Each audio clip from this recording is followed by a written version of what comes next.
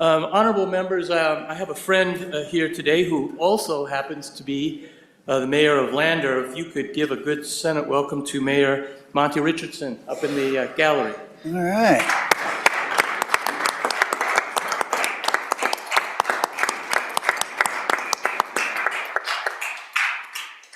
Welcome, Mr. Mayor. Senator Cooper, you have a privilege of the floor. Thank you, Mr. President. I got a couple things to visit with you about here this morning, or this afternoon. First of all, as most of us know, February is Heart Month. The American Heart Association was established in 1924, and it's celebrated its 100th anniversary last year. Now it's looking forward to the next century.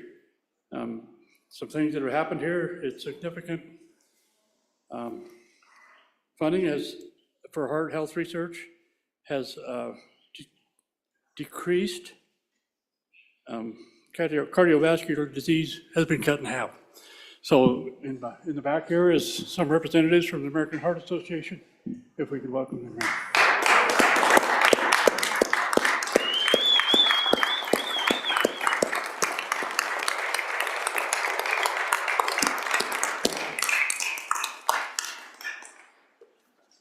Mr. President, to celebrate this milestone, along with the American Heart Association today, we're joined by Miss Bailey Drury, Miss Wyoming 2024. She's represented Wyoming with grace and determination in the national pageants. She's a recent graduate of University of Wyoming and attending the University of Wyoming Law School in the fall. She excels in helping young women succeed in sports and is a dynamic individual who's passionate about advocating for heart health. Miss Wyoming, Bailey Drury. Welcome to the Senate. Thank you so much. Thank you. Hello, my name is Bailey Drury, and I'm honored to serve as Miss Wyoming 2024. At just 22 years old, I have the privilege of pursuing a diverse range of passions, starting with my academic journey, which led me to graduate early from the University of Wyoming with my bachelor's degree in history, specializing in Middle Eastern religion. This fall, I will be starting at the law school at the University of Wyoming with plans to join the United States Air Force JAG Corps, focusing in operational law. Beyond my education, I am deeply passionate about community service, especially advocating for girls and women in sports. I have been coaching 3 youth girls wrestling teams and 2 girls softball teams all across the state of Wyoming, and I have also worked as a mentor for students in our high schools and middle schools. Through my campaign, Support Girls and Women in Sports, I aim to create more opportunities for young female athletes to thrive in safe and supportive environments and communities. As someone who has experienced bullying firsthand, I am also committed in addressing the issues by working with schools and communities to combat this issue head on. In everything I do, I believe in the power of resilience. Whether it's my time as a wrestling team captain, overcoming my broken back in the 4th grade, or pursuing my goals in law and advocacy, I am driven by a simple mission: to make a meaningful difference in the lives of others, and I am just getting started in that journey. You may be wondering, why am I here today?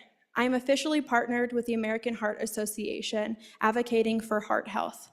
Because of my coaching, my main focus is, of course, my students, but the American Heart Association advocates for everyone to put their heart health first. Thank you so much for your time today. Thank you so much to the state of Wyoming for allowing me to represent you guys at the 2025 Miss America pageant this January. And thank God for allowing me to reside in this beautiful state of Wyoming. Thank you. Thank you so much. Thank you so much. Thank you, Bailey, for coming to visit us today. And boy, I can tell you the future is bright in Wyoming with people like you. So thank you so much.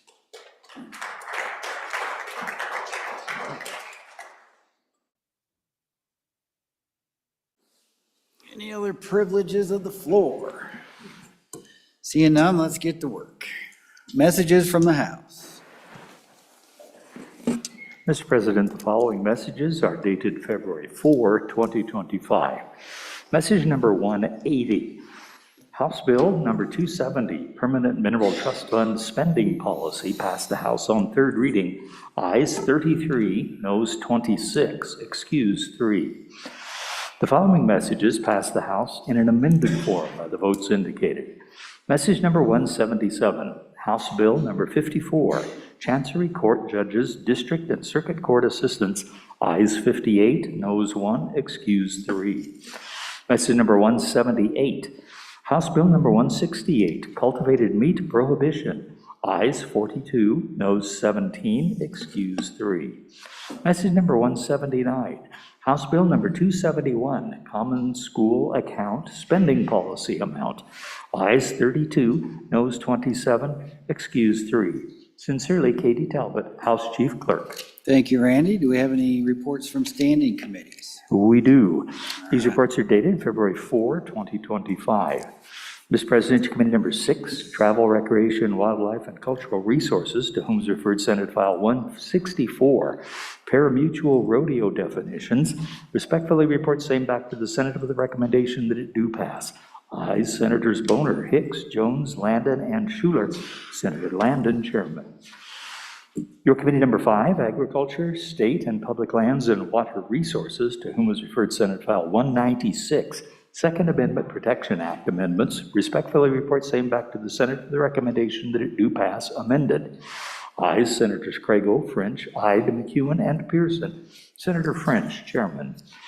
Committee number 6, Travel, Recreation, Wildlife, and Cultural Resources, to whom is referred Senate File 132, Protecting Critical Infrastructure and Systems from Drones. Respectfully report same back to the Senate with the recommendation that it do pass amended. Ayes, Senators Boner, Hicks, Jones, Landon, and Schuler. Senator Landon, Chairman. Thank you, sir. Before we go to bills on consideration of general file, a little birdie named Ellen told me it was somebody's birthday today. Madam Majority Floor Leader, it's your birthday, am I correct? She's going to deny it, but I have it on good information from the chief clerk, but you can't hide anything from her. So, Senate Ensemble, fire it up. A one, happy birthday.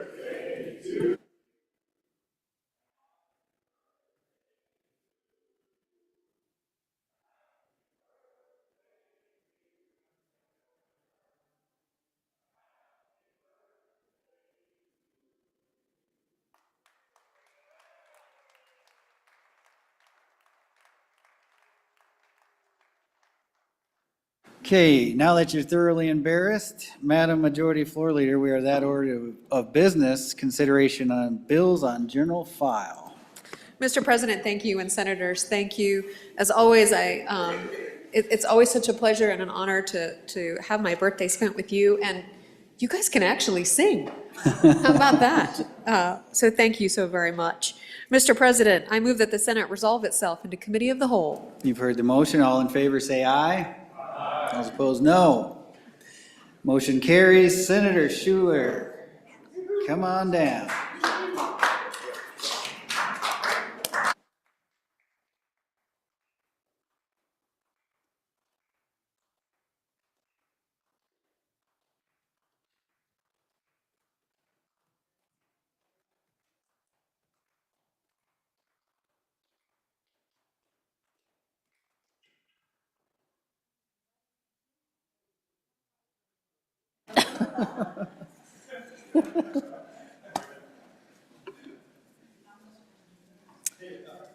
Okay, the Committee of the Whole will please come to order. First bill for our consideration today is Senate File 68.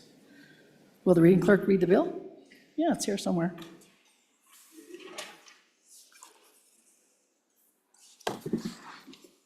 Senate File 68, Government-Owned Lands, an act relating to taxation sponsored by the Revenue Committee. It was referred to Committee number 3, Revenue, which returned to committee recommendation that it do pass. Ayes, Senators French, Ide, McEwen, and Pappas. No, Senator Case. It was re-referred to Committee number 2, returned to committee recommendation that it do pass. Ayes, Senators Driscoll, Guru, Larson, Salazar, and Smith. Senator Salazar, Chairman. Okay, you've heard the reading of the bill. What is your pleasure? When the committee of the whole rises to report, it do so with a recommendation that Senate File 68 do pass.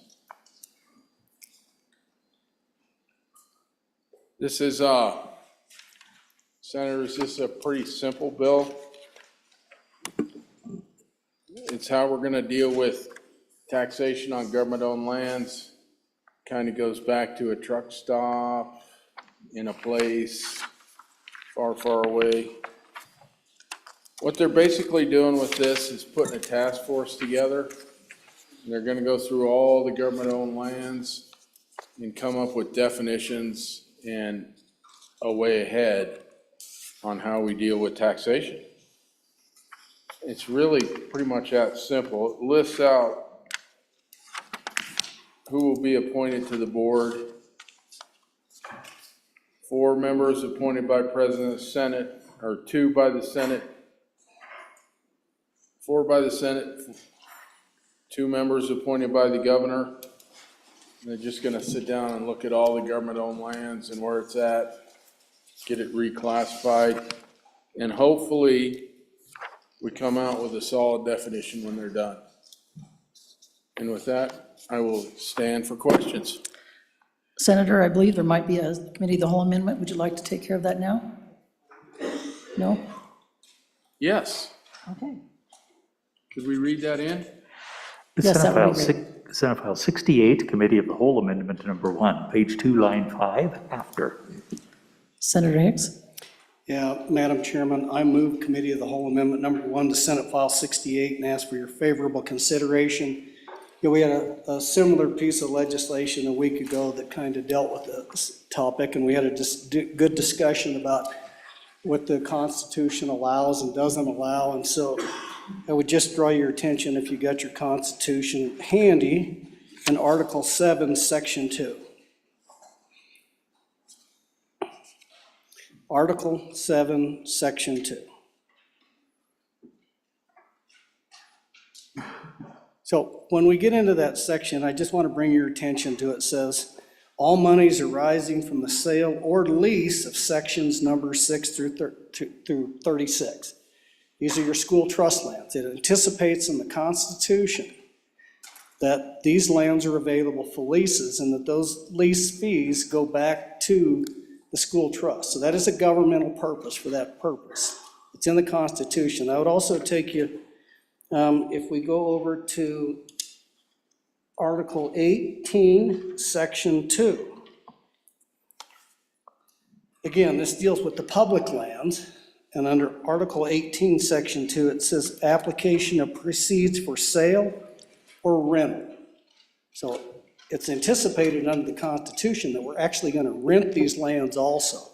So the only thing the amendment does, Mr. Chairman, is just comes in and says, for the purposes of paragraph governmental purposes, includes the lease of state school trust lands.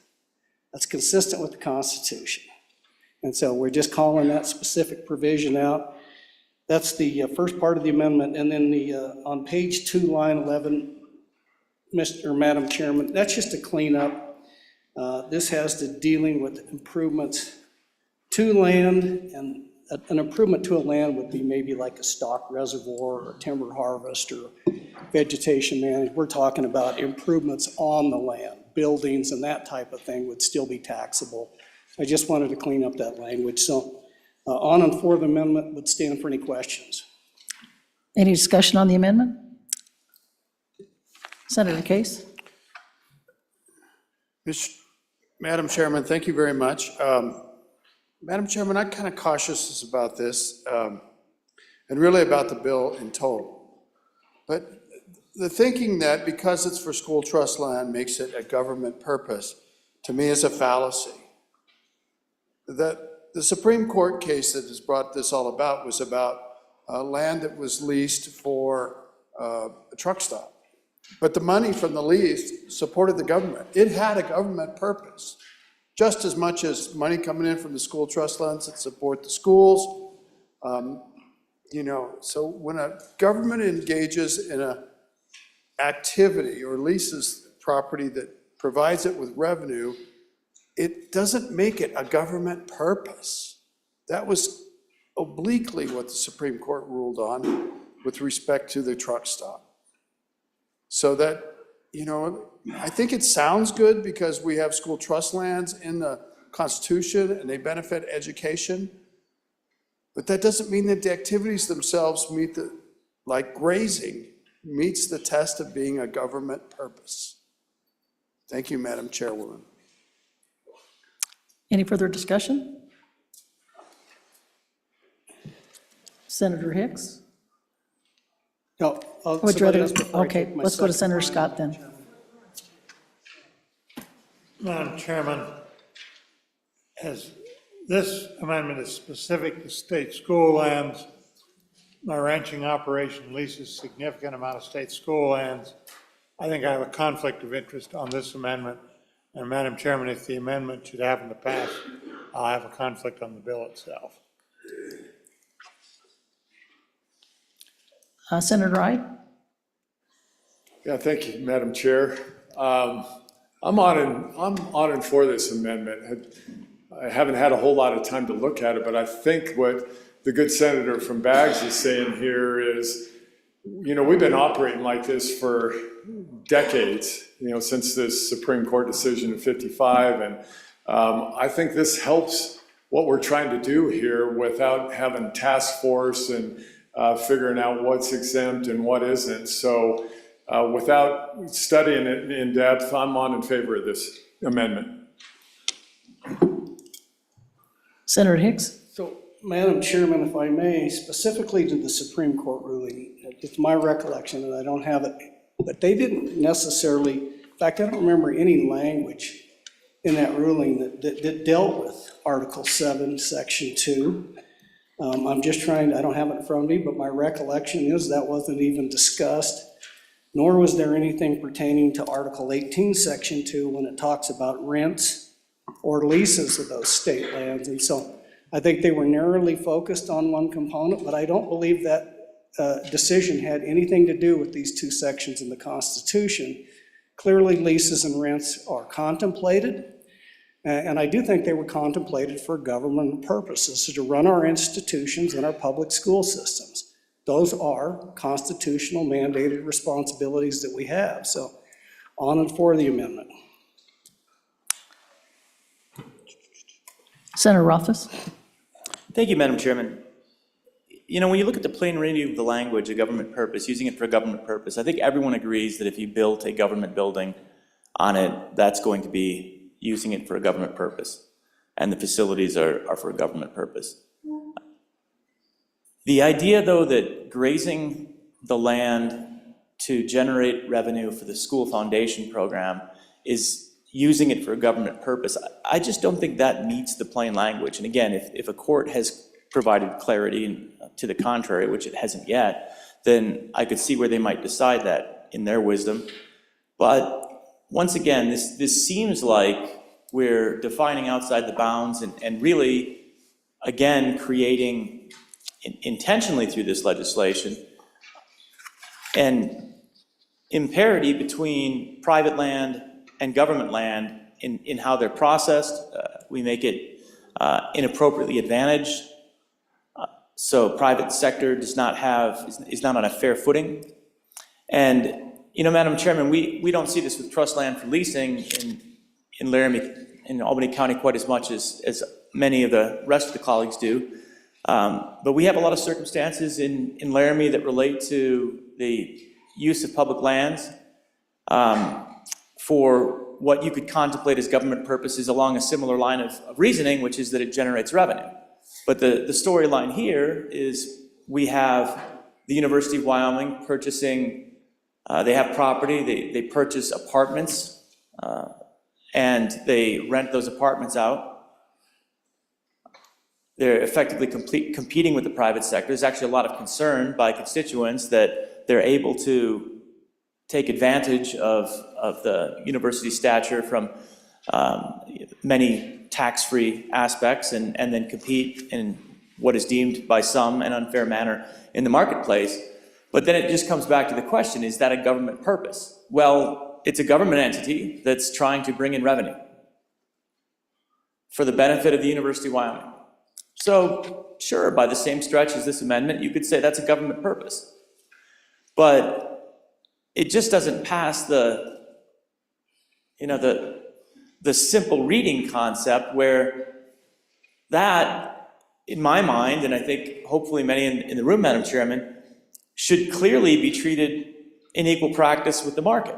The university should be paying property tax on the real estate it owns that it rents out as apartments to individuals in the community. So again, the idea that this is clear, plain, and straightforward to say, well, it's a government purpose, as the good Senator from Lander indicated, at that point, really, anything the government does is going to be for a government purpose, because it wouldn't be doing it if it wasn't consistent with the purpose of the government. So that shouldn't be the standard, Madam Chairman. I think we need to hold it to a higher standard than simply making money for a state enterprise, and I'm concerned with the amendment as a result.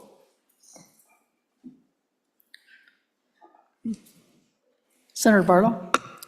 Thank you, Madam Chairman. So my inquiry to the bringer of the amendment is, if this amendment were to be adopted, it doesn't seem like we need the next section of new language or the task force, because this is going to basically, potentially establish where we want to be. So any comment on that? Because I think this actually resolves all the concerns that might be out there.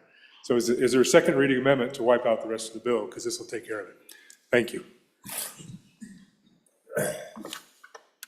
Senator Hicks?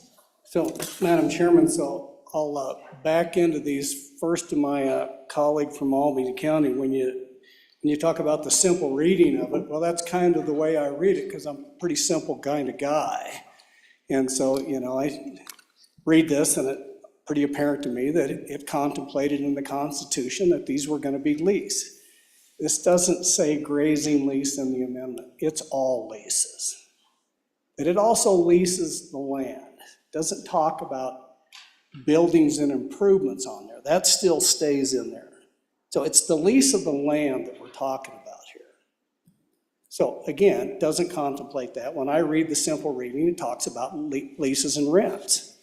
And so to my colleague from Campbell County, I think it does still need the further discussion, because this may arise again, because my review of that Supreme Court, they did not touch on these two components in the Constitution. So we probably still ought to take a look at this. And it still has the sunset date out there. So I think that's still a preferable use for the grant. We may end up in the bill. I think we very well can end up in the same place and make a determination that under the Constitution, under those two provisions, leases are eligible. If you're going to build on those leases, that's a different kind of subject, and it's contemplated with that second portion of that amendment that I read. So it's not improvements to the land, it's improvements on the land. Those are two different components. And so anyway, Mr. Chairman, I would stand on and for, but I hope that answers the questions of my colleagues, and ask for your support. Any further discussion? Okay, you ready for the question?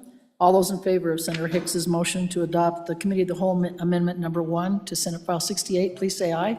Aye. Those opposed? Okay, that amendment, that Committee of the Whole Amendment Number 1 to Senate File 68 has passed. Now we're back on the bill. Senator Case? Thank you. Thank you, Madam Chairwoman. So this is the Article 15, Section 12 from the Constitution, and it says exemption from taxation. The property of the United States, the state, counties, cities, towns, school districts, and municipal corporations, when used primarily for a governmental purpose, and public libraries, lots within the buildings thereon, used exclusively for religious worship. Church parsonage, church schools, and public cemeteries shall be exempt from taxation. The biggest key in there is when used for a government purpose. This bill, and now with the amendment, takes land and makes it exempt from taxation if it's owned by the government. But it flies in phase of the Constitution, which says that the property has to be used primarily for a governmental purpose. It doesn't exclude land, doesn't exclude, it says property. You must be used for a governmental purpose. Any other discussion? All right, sorry. Senator Rothfuss. Thanks, Madam Chairman. So a lot of the focus on this bill has been on the first part, which is warranted in terms of trying to clarify the use of state lands, but I don't feel like there's been a lot of discussion on what the task force would be looking to accomplish, and a significant part of this legislation is setting up a task force that's going to come back and provide some recommendations. So I'm kind of curious to hear a little bit more discussion about what the expectations are of that task force and why that wouldn't just be something that the Revenue Committee frankly would do. And I'm actually a big fan of task forces, to be clear. So I do want to hear that delineation. Everyone in here knows I've been on about 1,000 of them, so go team task force. But maybe a little more discussion on what the intent is.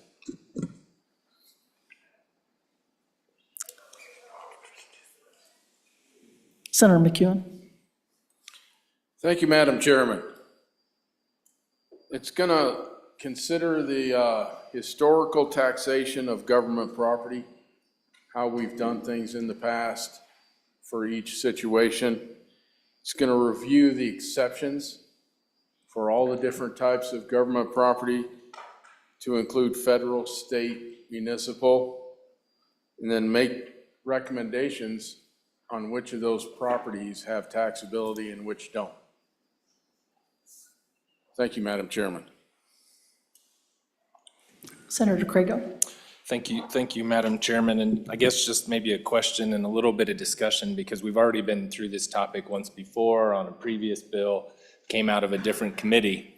But what this bill will do, and correct me if I'm wrong, so this is where the question comes in, is we are exempting properties from state-owned or government-owned properties, whether that be city, county, state, that have historically always been taxed. There's never been a question about whether those have been taxed. For example, housing. And if you open up your green books to 3911-105, there's a list of certain things that historically our assessors have taxed. There's never been an issue about that. And so I just want to make sure that I'm clear that this bill will exempt even those properties that we actually carved out of the last piece of legislation we did in this body. Senator Wright. Thank you, Madam Chair. My opinion is that the amendment that we just made from the good senator from Baggs and the question from the senator from Campbell County, my opinion is that that amendment would take care of getting rid of this task force of the concerns of the good senator from the Ivory Tower. Without going into it any deeper than that, this kind of gets us back to where we wanted to be if the language of the Constitution from the good senator from Baggs has merit that maybe is arguable, but I think this is, to me, the good fix right here. I'm making this thing simple. Thank you, Madam Chair. Senator Rothfuss. Thank you, Madam Chairman. The good senator from Natrona County kind of gets at the heart of my concern with having the task force. The first half of the bill presupposes a solution and gives an answer, which we may or may not like. And then it seems like the second half of the bill then creates a task force to study the problem that we've already either solved or not solved. And I guess the question is, you'd almost want one part or the other. I don't quite know why we're doing both. I'm not a big fan of the first part. I'd probably vote for a task force if we weren't already fixing the law and presupposing an outcome. I think that's a good approach to try and study it more, look at case law, understand what the right answer is, and then amend the statute, instead of honestly just kind of coming in here and amending on the fly and passing some ideas based on the opinions of the chamber. But if we are making a change to statute, then are we expecting the task force to come back and say, all right, we were wrong, let's redo the first provision? And why would we be doing Why would we be making the changes in the first part if we're expecting wisdom from the task force? I'm missing the point of why we're doing both. Senator Wright? Just real quick, Madam Chair, those are all good comments, and my opinion would be second reading, third reading is amend the task force part out of the bill right now. Thank you, Madam Chair. Senator Hicks? So, Madam Chairman, specific to the amendment, that was to address Article 7, Section 2, specifically called out in the Constitution and those leases. You still have a number of institutional lands for prisons and for ag experiment station, and there's a whole bunch of those out there, because the language in the amendment said lease of state school lands, and that's consistent with Article 7, Section 2. You still have all these other lands out there that don't specifically called out that leases. And again, if you remember back a little bit, so again, is it the activity or is it the outcome that we're exempting here? In other words, if we're leasing, it doesn't matter what the lease is for. The purpose of the very lease is to meet the fiduciary responsibility for which those lands were given, is to fund our public school system. That's the objective here, is to create revenue. It's not just to own lands, it's to generate revenue. So it's the purpose. The purpose is to generate revenue. The mechanism that we do that is through a lease. And so I think we're getting too focused on the lease component and not what the objective is to meet the fiduciary responsibility for what those lands were granted to the state of Wyoming, is to generate revenue for the beneficiaries, and in this particular case, called out in the Constitution, in Article 7, Section 2, was to lease those for the beneficiaries. So I still think there may be need for the task force, again, to look at that other Article 8, Section 2 that talks about rents. That may be a whole other ballgame out there, but this amendment specifically addresses that article in the Constitution.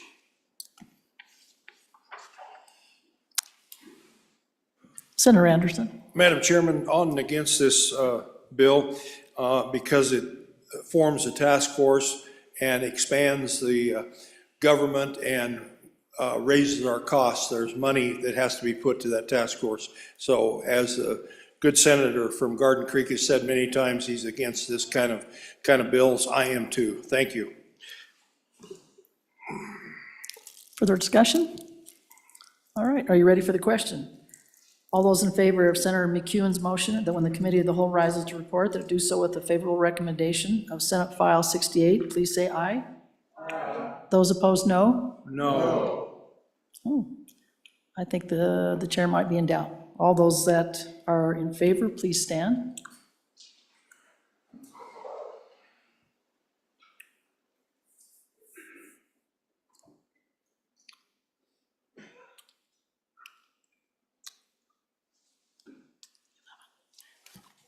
All those opposed, no. Please stand.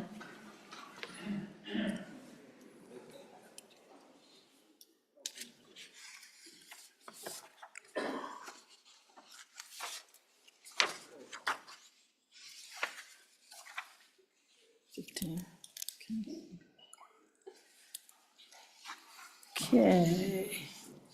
Let's see.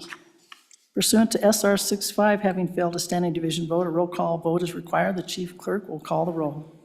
Point of order. You should announce the vote first. Sorry. 15 opposed, 11 for.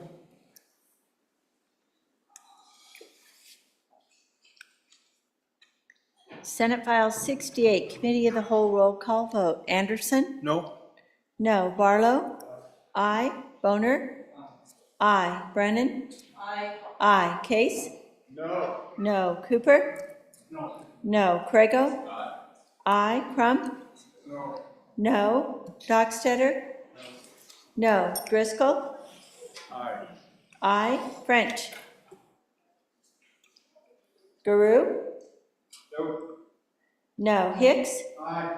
Aye. Hutchings? No. Aye. Aye. Aye. Jones? No.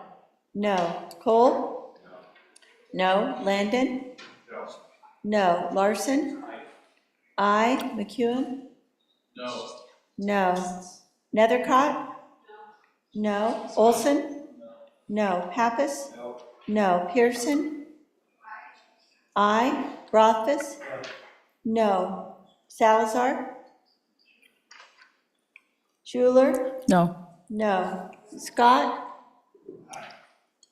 Aye. Conflict? Conflict. Scott, conflict. Smith? Aye. Steinmetz? Aye. French? Excused? Excused. Salazar? Excused? Excused. And President Beitman? Excused? Excused. Closing vote. Closing. Vote closed. Senate File 68, 11 aye, 16 no, 3 excused, 1 conflict.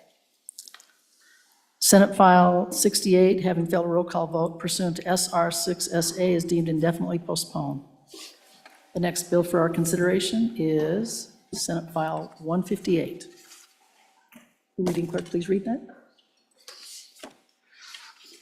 Senate File 158, Virtual Credit Cards and Network Leasing Dental Services, an act relating to the insurance code, sponsored by Senator Jones, was referred to Committee Number 10, which returned to committee recommendation that it do pass amended. Aye, Senators Barlow, Crum, Hutchings, Scott, and Steinmetz. Senator Barlow, Chairman. For the reading of the bill, what is your pleasure, Senator Barrow? Thank you, Madam Chairman. I move when the committee of the whole rises to report and do so with a due pass recommendation of Senate File 158. There is a standing committee amendment. Could I have it read in, please? Senate File 158, Standing Committee Amendment Number 1, page 2, lines 3 and 4, delete. I would also move the Standing Committee Amendment Number 1. And Madam Chairman, I turn the explanation of the bill over to my good colleague, Senator Jones. Senator Jones? This is a good little bill that I brought from our dental friends. It establishes a new section of the insurance code to regulate the relationship between dental insurance companies and dentists. We need to remember when we're looking at this bill that our dentists are small businesses. They're small business owners, they have employees, and there is a cost associated with accepting virtual credit cards. We want them to be able to elect to receive their payments from insurance providers without bearing the associated administrative burden that the financial cost of accepting virtual credit card payments creates.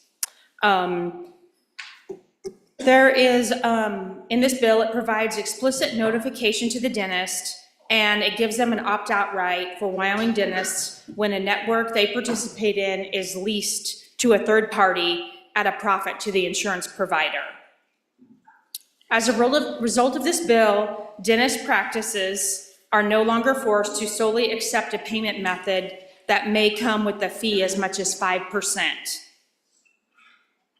You might be wondering what a virtual credit card is, and it is a reimbursement payment provided to dentists by insurance providers that requires a transaction fee borne by the dentist. This practice results in a 3 to 5% loss in revenue from virtual credit card payments. I can go through the bill a little bit for you. Section 1 talks about third-party access to network contracts, and from page 2 through page 5, it's all new definitions that pertain to this bill, and definitions for contracting entities, covered person, dental care providers, dental care service plan, dental care services, dental carrier, dentist agent, network contract, third party, and virtual credit card. Starting on page 5, section B, this language is allowing a contracting entity to grant third party access to a network contract. This legislation outlines 10 elements that govern that govern granting that access to a third party. The dentist must initially choose to allow access to their network service process and rates at the time of the contract. The second one, dentists can contract directly with a third party. Number 3, dentists to opt out of the third-party network leasing agreement. Number 4, requires third parties to comply with all networks' contract terms and conditions. 5, requires the contracting entity to provide all participating third parties in writing. 6, requires contracting entities to update the third-party list every 90 days on their website. 7, it requires 30-day notification before leasing to a new third party. 8 is a specific guidance for payment from the network contract provider. 9 specifies access to the network when a contract is terminated. 10 requires disclosing the contracting entity's network contract to the dentist. And then we're moving on to page 8, and this section protects the dentists from the dentists that are opting out from being dropped by the network insurance provider. It goes on to provide an affiliate exemption for providers doing business under the same brand. This bill also states clearly that a dentist is not required to provide services to a third party in violation of this section. Page 9 prohibits contracts from requiring electronic payments to be accepted by the dentists. It outlines duties of the insurance provider if a dentist accepts virtual credit card payments. It also requires notice to the dentist of any fees associated with their available payment options. And it informs the dentist of available payment forms. Requires that a dentist opt out of a virtual credit card payment. The insurance provider must continue to provide reimbursements in the selected manner. The bill also provides for compliance with existing federal requirements. And on section 2, this language in here is important language because it's the new statute's applicability to existing contracts. It will only apply to contracts signed or entered after July 1, 2025.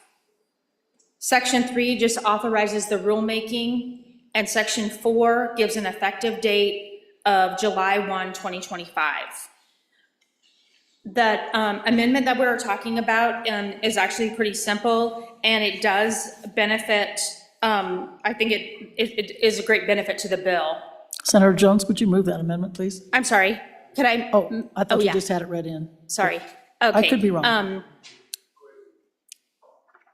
Go ahead and move it. Move the bill. Yes, Oh, I'm it's sorry. been- I it's move been moved. amendment, Standing Committee Amendment Number 1 to Senate File 158. Thank you.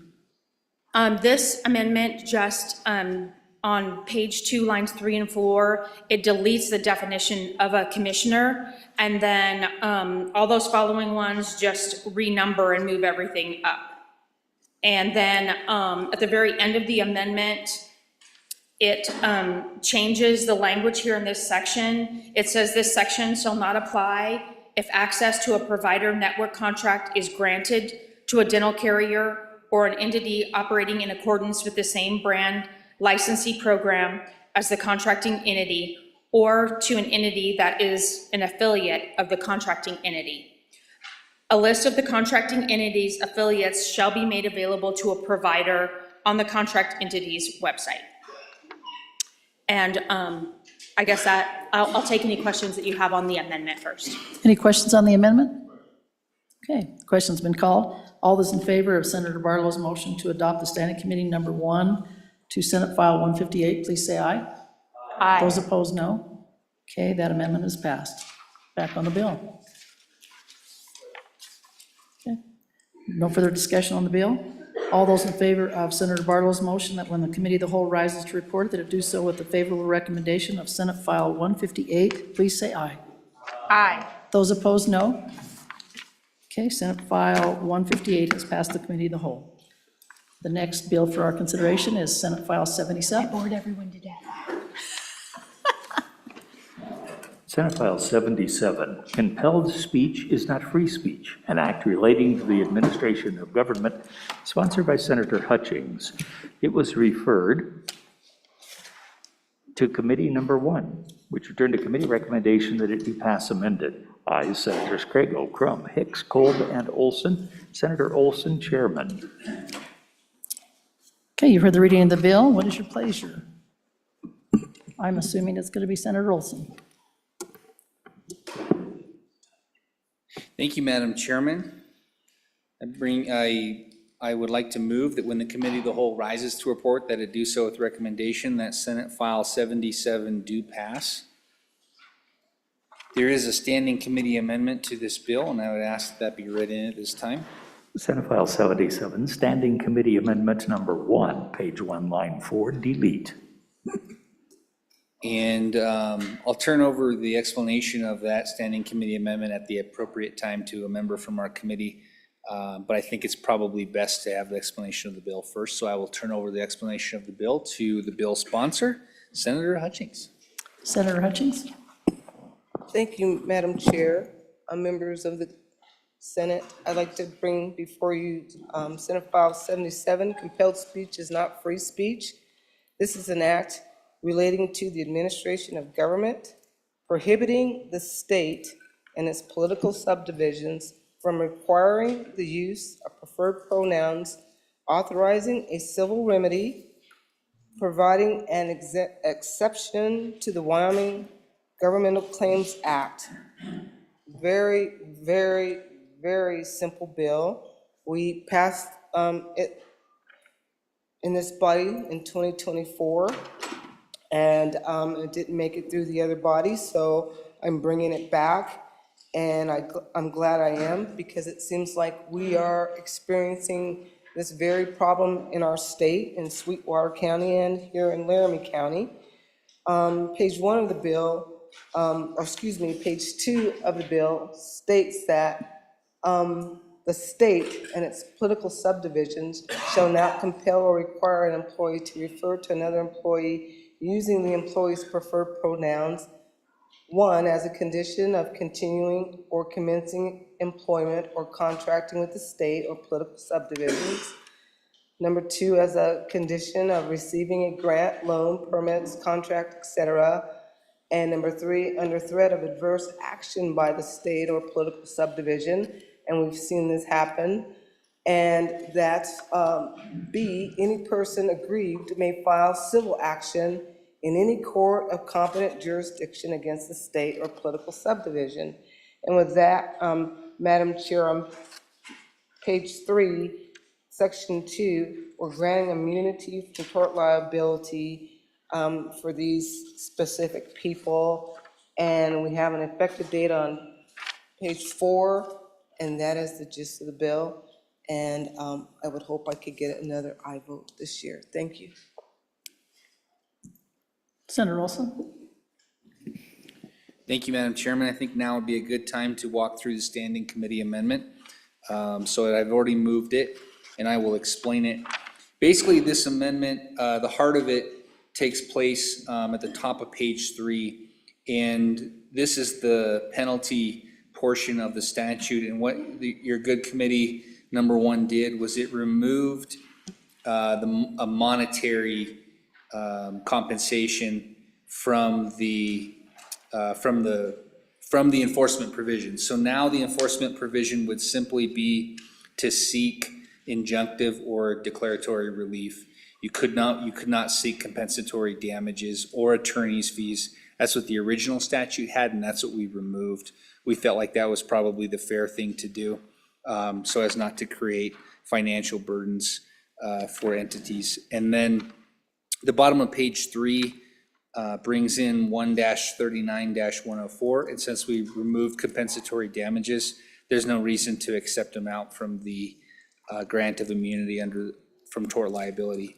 And that, I'll take any questions on the standing committee amendment. Questions on the amendment? Senator Hutchings. Thank you, Madam Chair. I'm going to ask the body to strongly vote against this particular amendment. It really kind of strips the bill of everything we're trying to do. When you look at the bill and you look at what's going on around our country and the state, especially with the two cases that we have, two teachers lost their jobs, and we're gonna say, we don't want them to be able, they've been aggrieved. We don't want them to be able to seek or get compensation for their damages. And we're thinking more about what the small towns will suffer, but what about these people and their families and their homes? What are they gonna suffer?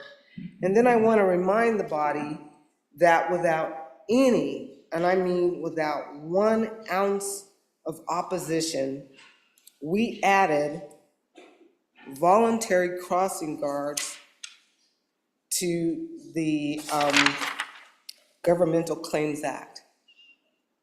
Without one objection, and I don't see that that is something that we would like to do here, Madam Chair. So again, I'd like us to vote no on this amendment, let this bill go through as it left this body last year, intact, get to the other side, get it to the governor's desk to be signed. Thank you.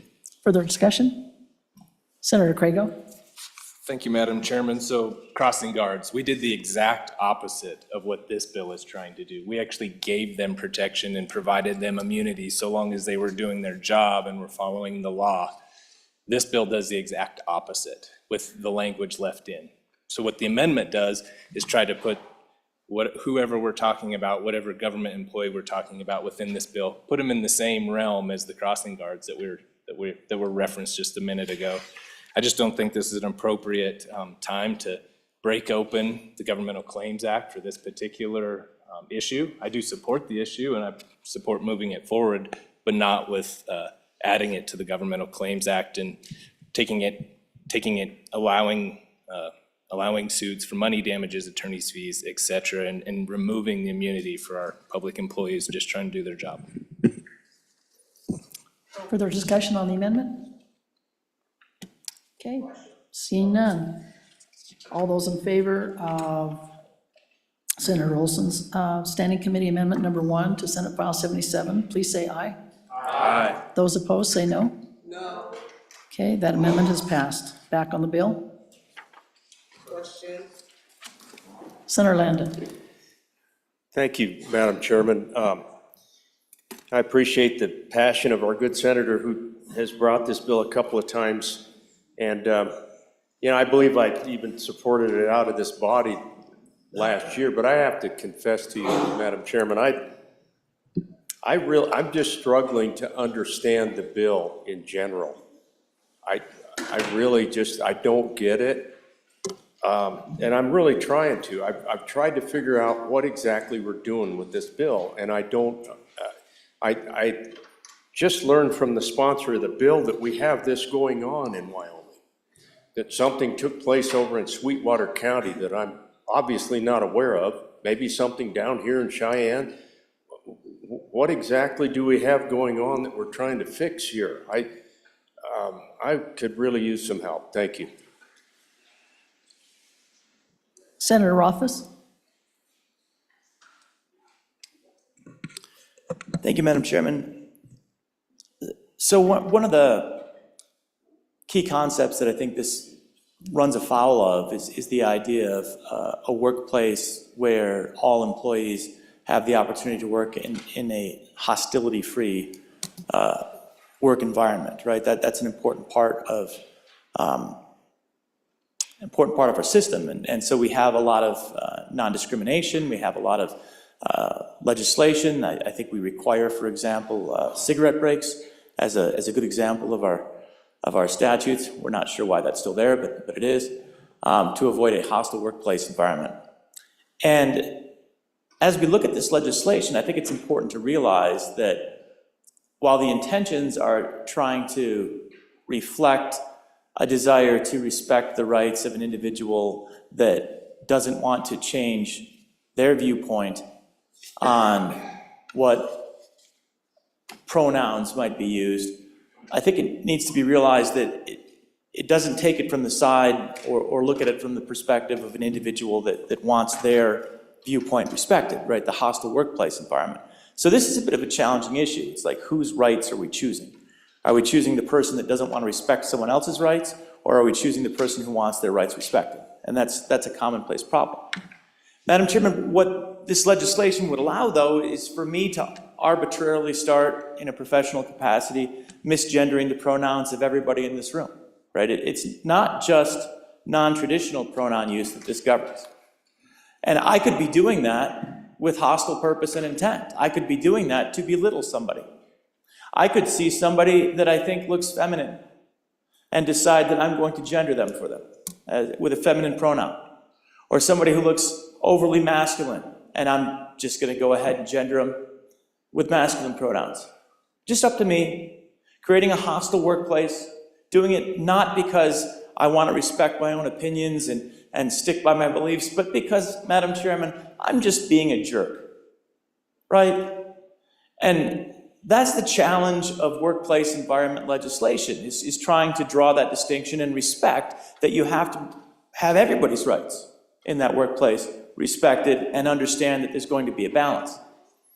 This is one of those situations where, if it's worth reacting to, it's worth overreacting to.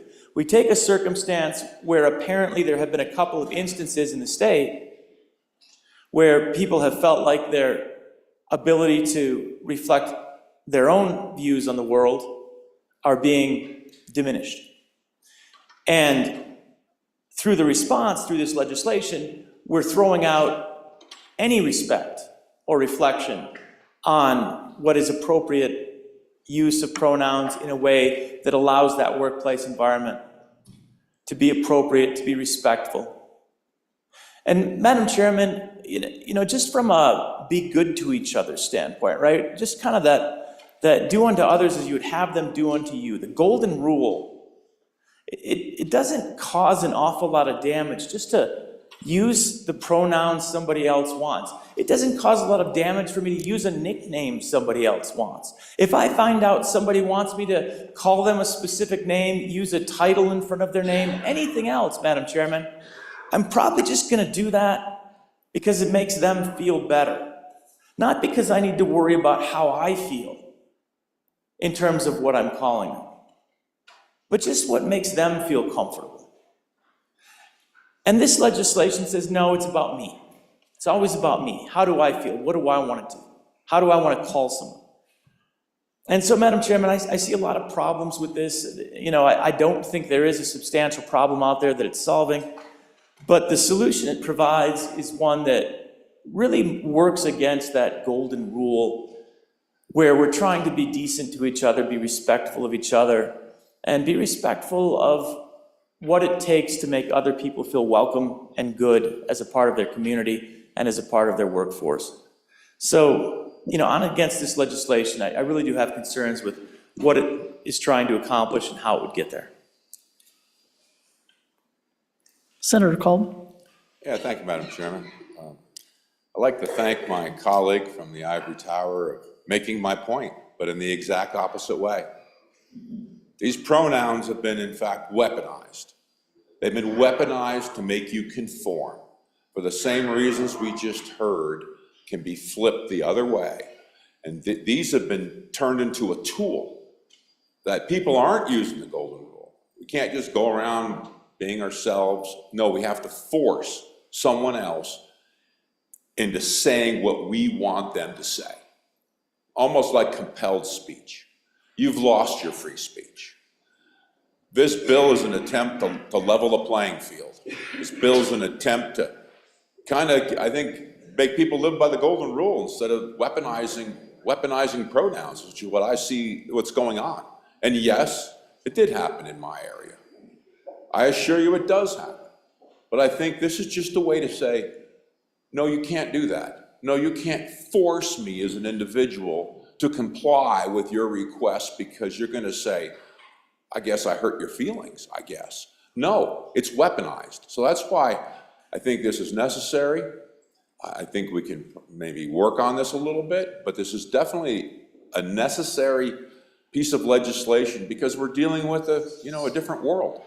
Not the world I grew up in, and sure not most of the folks in here grew up in, but the world we live in, this is the reality. I'm against weaponizing pronouns. I'm against forcing people to be compelled to say something because I think they should.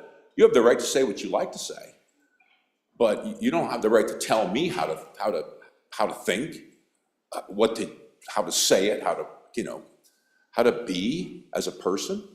I think we've got to level the playing field, and this bill goes a long way in doing that. On and for the bill, Madam Chairman. Senator Case, and then I'll get to Senator Smith. Thank you, Madam Chairwoman. Yeah, I kind of see this as leveling the playing field, sort of like blowing it up with a nuclear bomb and then bringing in all these bulldozers and one side wins out. And that's pretty level. We'll have to do it this way, you know? Hey, offices are kind of messy places, actually. And if you've got a good office where you have really talented people and they're creative, they can be a little bit eccentric. If you've ever worked in a research office or a university or even down at our county clerk's office, you find they're different. They're all different. Some of them need a little tender love and care in some areas. Don't touch my banana bread in the refrigerator. And I don't mean to trivialize this because I realize that this is pronouns and how you perceive yourself and how you feel you want to present to the world is important, incredibly important.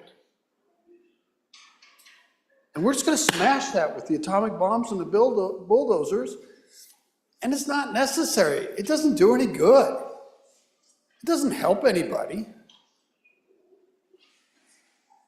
What happened to the Christians that were supposed to be here about being kind to your neighbor? And I bet you the big guy didn't demand pronoun discipline among his disciples. It's not a big deal. And we don't just live in these little state offices. We interact with the world. And they have different ways of looking at things too. But really talented people, really good people that are good for the state of Wyoming, they might just look at things a little bit different. We have to be a little bit forgiving and a little bit tolerant and keep the atomic bombs and the bulldozers out of it and just let the office managers work it out, and we're going to be okay. We really are. Senator Smith. Madam Chair, I just want to add, I just want to commend the sponsor of this bill, the good lady from Laramie County. The time has come. It's actually bringing sanity back to government, to some of our policies. I mean, it's bullying these pronouns, and it's in emails, it's in meetings, it's a deconstruction of the way we do things, of decorum, of our culture. It's just so unnecessary. It's just like, I mean, what's next? My pronouns are dog, cat, mouse. I mean, it's just it's off the rails. So totally for this. I encourage everybody else to be as well. We have to have some basic understanding of how we function, and this bill helps with that. And the pendulum has just gone too far. We have just we've just gone too far in being too gracious with this. So I'd encourage you to vote for this bill. Senator Steinmetz. Thank you, Madam Chairman. On and for the bill, no surprise there probably. But in Wyoming, we have a long history of respecting the rights of conscience. And I think this is a real return back to common sense. For example, in our medical statutes, we don't require nurses to help perform abortions because of rights of conscience. And so that's what this gets back to for me, and why I'm glad to be a co-sponsor of the bill. Thank you, Madam Chairman. Senator Garreau? I thought you were leaving the room for a minute there. Go ahead. Thank you, Madam Chair. Interesting bill. Appreciate it. Appreciate the discussion. I could say, once again, as chairman of the Regulatory Reduction Task Force, I don't think we need another law in the green books to add to this. But I'll take it back to a more simple thing. To me, this is a two wrongs don't make a right bill. I didn't really necessarily or understand all that pronoun stuff that seemed to be all in vogue not too long ago. But I don't think this is the way to solve it. I think the way to solve it is to just, like I say, let people be people and let them do that. I don't think we need a law. I certainly don't think we need them to have a legal redress to be able to right this wrong. I think we just should stop doing it. I just, this goes back to a lot of times people ask me, I talk to a lot of kids groups, and they say, how do you do this job? How do you make these decisions? I go, you could do it. Everything you need to know about this job you learned in kindergarten. Right, wrong, good, bad. I'm against this bill because it's two wrongs don't make a right. Against the bill. I appreciate the sentiment, but we don't need it. On and against. Senator Ryan? Yeah, thank you, Madam Chair. Good comments from colleague there. I agree with him on, making more laws and trying to fix things through legislation. But, this is nothing more. This is the culture we're in. We need to protect these people. Bottom line is this bill, on and for this bill, it protects the First Amendment rights of government employees. So I'm on and for the bill. Thank you. Senator Pearson? Thank you, Madam Chairman. Sorry. That's all right. I don't speak very much, but I have to speak in favor of this bill. I understand what both sides are saying, but what you have to understand, when you say, let these institutions, let these employers do it themselves, we need to stay out of it. The problem is that a lot of these policies that are being implemented are tied to money. And so those institutions that are receiving that money aren't going to fix it. On and for the bill. Thank you. Senator Jones? Madam Chairman, I just had a couple questions on this. It looks like that this bill would be going against Title VII, which I did a little research on that, and I just had a question. If anyone knows, it looks like the Equal Employment Opportunity Commission have interpreted Title VII's protections against sex discrimination to include discrimination based on gender identity and failure to use an employee's preferred pronouns. I'm wondering if with the current administration, if we expect any of these things to change, and if we're putting people in our schools in a double jeopardy where they're trying to comply with our legislative laws, but the federal government is pushing back against us trying to make these changes. So I'm just wondering if we have any relief in sight. Senator Landa? Thank you, Madam Chairman, and I appreciate the explanations. We haven't quite gotten to one of my questions, which was, do we have any tangible cases where something like this has happened? Did somebody get fired? Did somebody, I spent 31 years, Madam Chairman, as an administrator and manager in a public agency. And I'm trying to understand what the ramifications of this law would be if we pass it into law. So I've got an employee who demands to call anybody anything that he or she wants to. As a manager, if I call that employee out, does that land me in a civil suit? Because I'm trying to create a good work environment? I'm just trying, I don't know what this does to the dynamics of the workplace. Generally, we work that out ourselves. Managers, administrators, we learn to work together with all sorts of different employees, as the senator pointed out. So I'm trying to understand what the ramifications are and what exactly has happened out there that has created this bill? Or maybe it just came from somewhere else and we're putting our stamp on it. Thank you very much. Senator Olson? Thank you, Madam Chairman. I just wanted to respond, at least in part, to the good senator from Sweetwater County's question about Title VII. So Title VII federal law only applies to private and public employers of 15 persons or more.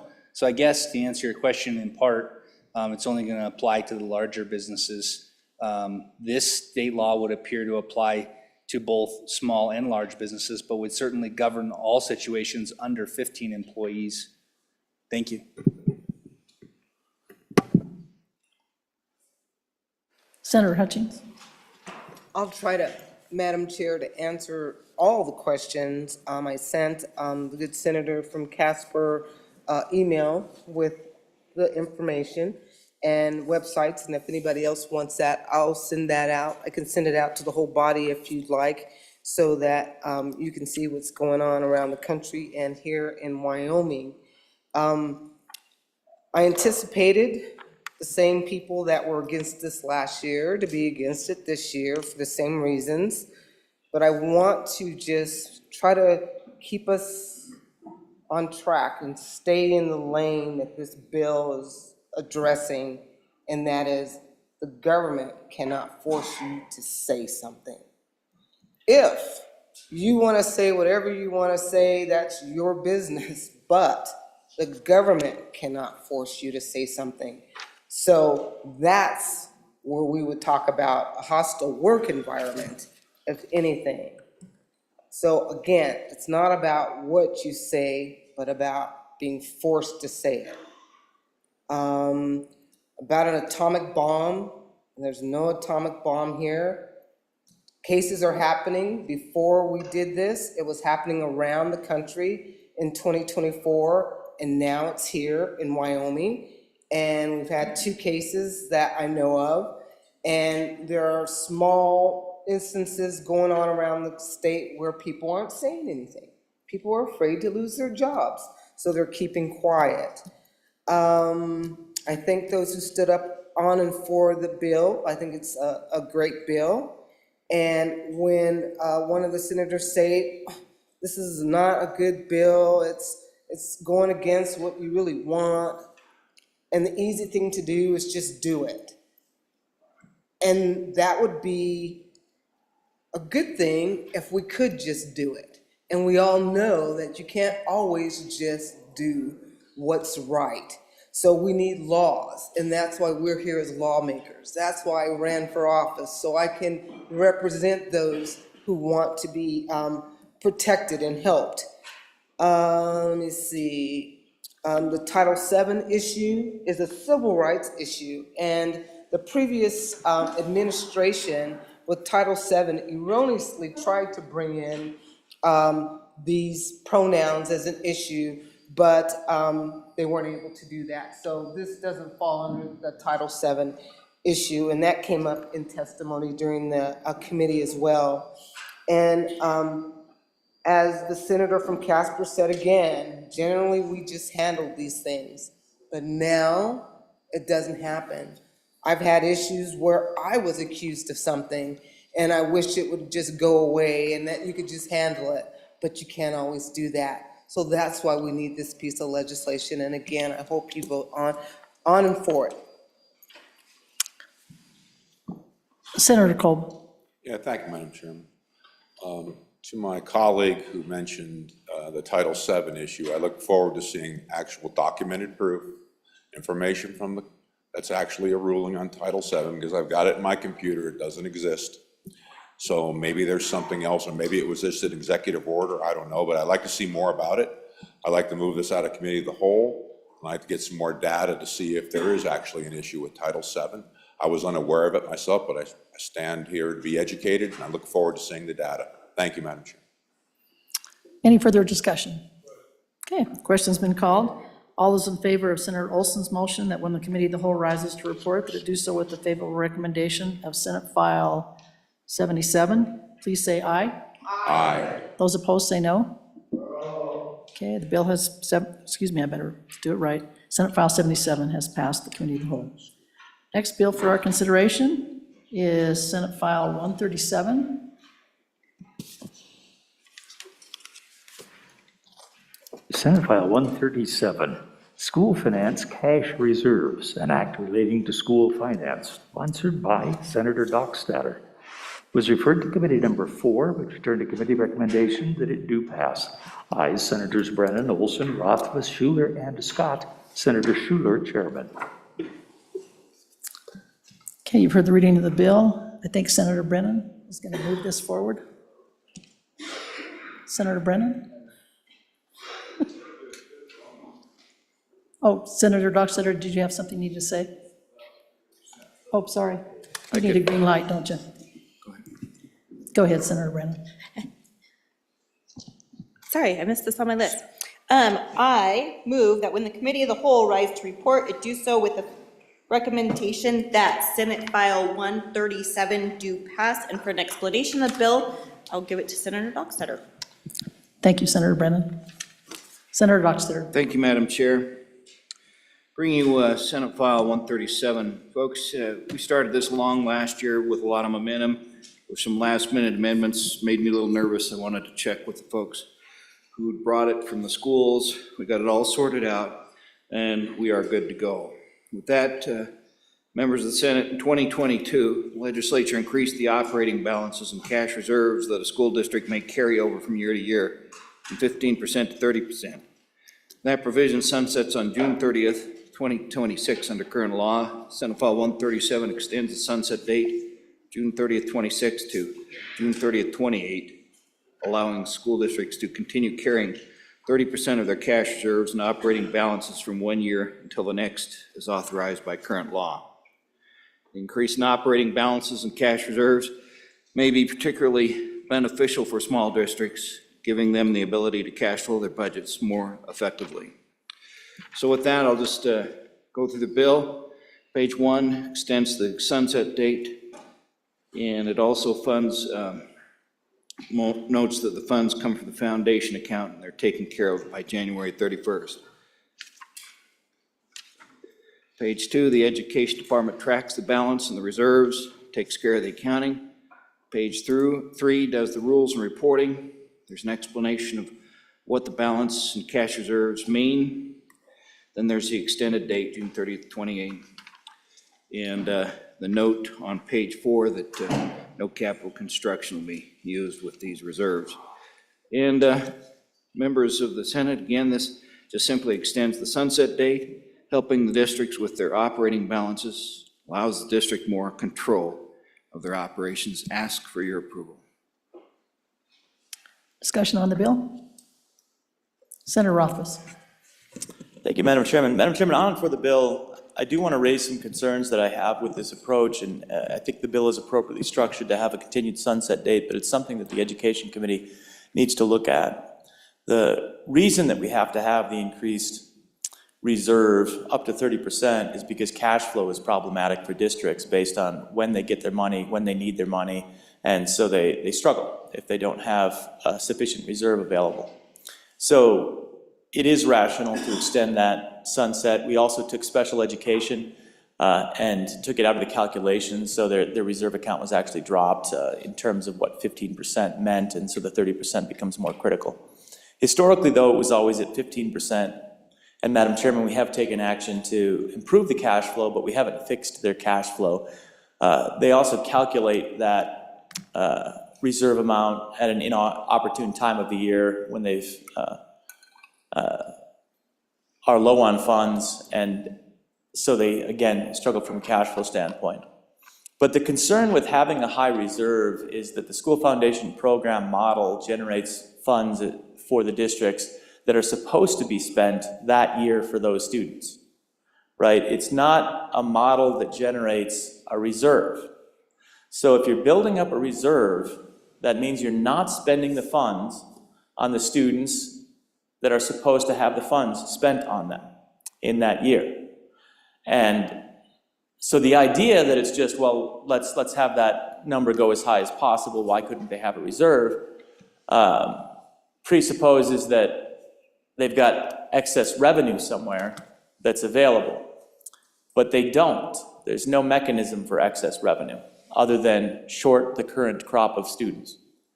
So, Madam Chairman, I do think it's appropriate to extend the timeline because we don't have a better fix. We don't have a way around the cash flow problem. But I do think it's appropriate for us to take a look at that cash flow and try to find a better alternative because they shouldn't have to be shorting the current group of students so that they can make their cash flow needs. They should be able to allocate those resources to the students which are generated by the block grant. So on and for the bill, but I just wanted to provide that context. Senator Scott? Madam Chairman, and the testimony in committee was that there are real needs for this reserve because of cash flow problems that arise, particularly in the special ed area, where you can have, you get eventually reimbursed, Madam Chairman, for expenses, but you have to carry them first, particularly if you have a very expensive student, which can happen. This cash flow is very beneficial, so they don't have to go borrow. Second, the cash flow is accumulated in various ways. A fair amount of what's there right now was accumulated with the federal special grants during the COVID recovery. That's been useful to carry forward this way, but there's a number of other ways you can accumulate it. Madam Chairman, if you have a teacher depart in mid-year, for example, and you don't get the position filled right away, you just use substitute, that's cheaper, that sort of thing can generate a gradual rebuilding of the cash flow reserves. And there is some problem, Madam Chairman, with difficulty of fully replenishing the cash flow reserve if it gets too low. So the 30% is a big help, Madam Chairman. So I'm not in favor of forcing unnecessary expenditures so that you stay under this limit. I think it's much better to give the districts an ability to carry it over. So on and for the bill. Senator Steinmetz? Thank you, Madam Chairman. Just a question. One, did we have any documentation about what there are in cash reserves? Because I know there's also reserves from the pre-Campbell decision, and so I'd like to know kind of what we're talking about, because I do know, and the good tall senator that just spoke, a lot of that came in during COVID, which is why we upped the reserve from 15 to 30% so that they could retain some of that money for unforeseen things that might come about during that time. So just a little bit more discussion or more information, I guess, on what the reserves are of the school districts, and then also how the pre-Campbell decision reserves play into that as well. Thank you. Senator Landon. Thank you, Madam Chairman, thanks. Appreciate that, and I'll try to touch on the question. I might not be able to do an adequate job to the senator from Goshen County, but you know, this cash reserve thing, some of the districts have put away quite a bit. And so sometimes we reward that fiscal responsibility with a tax. We say, well, you've got too much of that. So you're always in a balance point with that. I've been in support of this for quite some time. Sometimes it comes down to a district's ability to meet payroll. I mean, it can be simply, you know, the shuffling of funds to meet expenses. But some of the way, Madam Chairman, that this money comes about, it can be in a calm winter when you have budgeted monies for heat and lights and all of that, and you end up not using all of it. Maybe it's in transportation. As the good senator pointed out, maybe it's in personnel where you can't fill a position or two. And so what you avoid with this, in my opinion, is that fire sale mentality when a public agency gets to May and June of the year and they go, holy mackerel, we've got all of this cash reserve left over because of those things I just pointed to, and we'd better start buying some things, because we don't want to send them back to the senator from Park County. So I like doing this. It gives the districts an opportunity to not have to do that in May and June. That doesn't completely answer the question, and I'm sorry about that, but I hope it does partially. Thank you. Senator Larson? Yes, Madam Chairwoman. I have some small districts, school districts in my area, and some of their concerns I had dealt with the special education and transportation. So I'm not sure if they're included in that fund or they're out of the fund, and sometimes they become short because they might have a special education student come to their area. So can you kind of explain that to me? Because I don't know what they were telling me. Senator Rothfuss? Thank you, Madam Chairman. Yeah, running through some of those questions. With regard to the pre-Campbell money is accounted for separately from the standard reserves, and those have winnowed down over the years. There are some counties or some school districts that still have pre-Campbell reserve accounts, but they are accounted for separately. And I haven't seen those numbers, honestly, in probably 5 years, I would say. So I don't know where those are sitting. With regard to what the districts currently have, most of them are between 115 and 120. We can get the spreadsheet for that, 115%, or excuse me, 15% to 20% reserves. We can get the spreadsheet for that, but that's typically where they are right now. With regard to the question about special education and transportation, this gets into the cash flow issue. So, as I think everybody's aware, special education and transportation are 100% funded, but they're on a reimbursement basis. So you don't get the money when you get the cost, you get it the next year.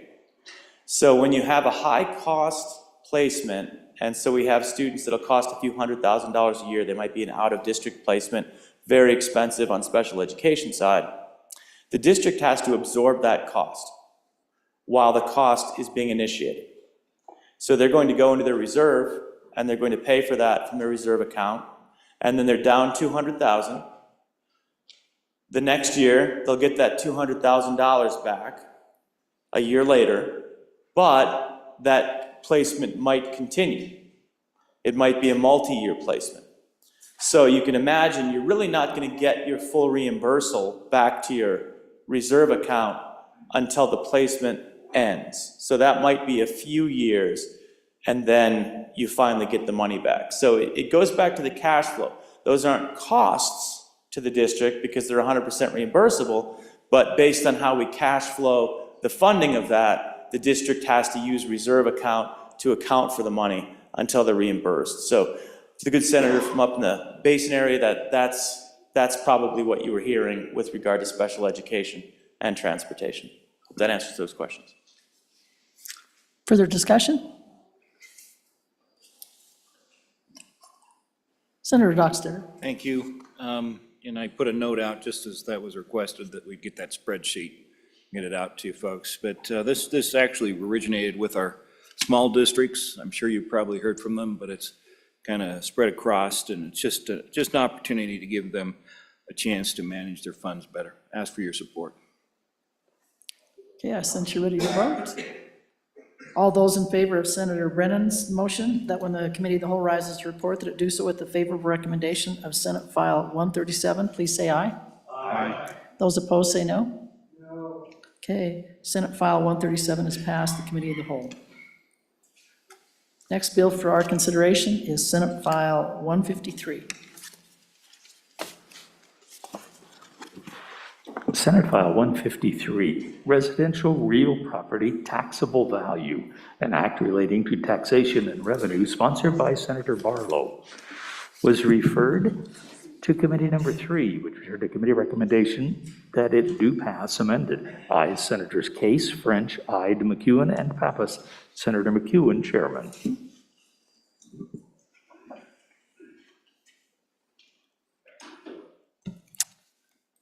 Okay, you've heard the reading of the bill. What is your pleasure, Senator McEwen?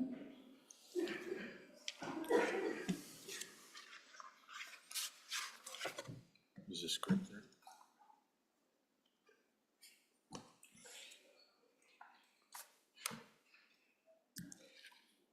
He's still thinking about property taxes. Hey, can I have that real quick? All right, it's page 11, just give it to me.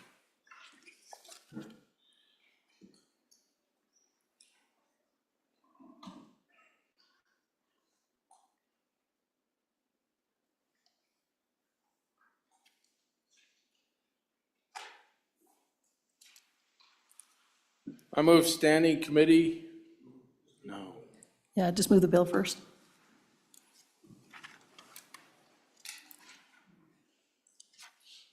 I have one of those cute little things on my desk if you need it. I had one. I didn't steal it, I promise. I know you did. Right here. I got it. Okay. I move that when the committee of the whole rises to report, it do so with the recommendation that Senate File 153 do pass. Thank you, Madam Chairman. With that, are you going to explain the bill or Senator Bartle? Okay, I Senator would Bartle. like to turn it over to Senator Barlow. Okay, let's do that, Senator Bartle. Thank you, Madam Chairman. Thank you, Mr. Chairman.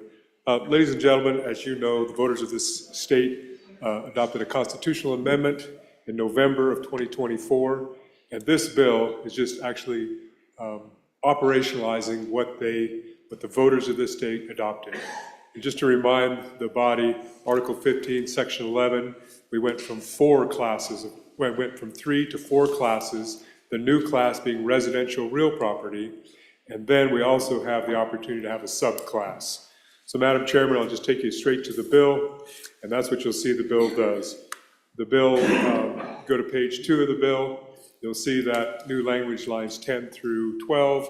This is separating out from all other, which is D below, separating residential real property, the identical language that the voters adopted. And it also includes the owner-occupied primary residence. This is the subclass that the voters also adopted in that constitutional amendment. In order to do this, Madam Chairman, I'll continue down the bill. We had to actually come up with some definitions: owner-occupied primary residence, residential real property, and then you'll see a duplication of this down below. This becomes effective immediately, Madam Chairman. Madam Chairman, I'd like to have the standing committee amendment read in, please. Senate File 153, Standing Committee Amendment to Number 1, page 3, line 3, delete. Thank you, Madam Chairman.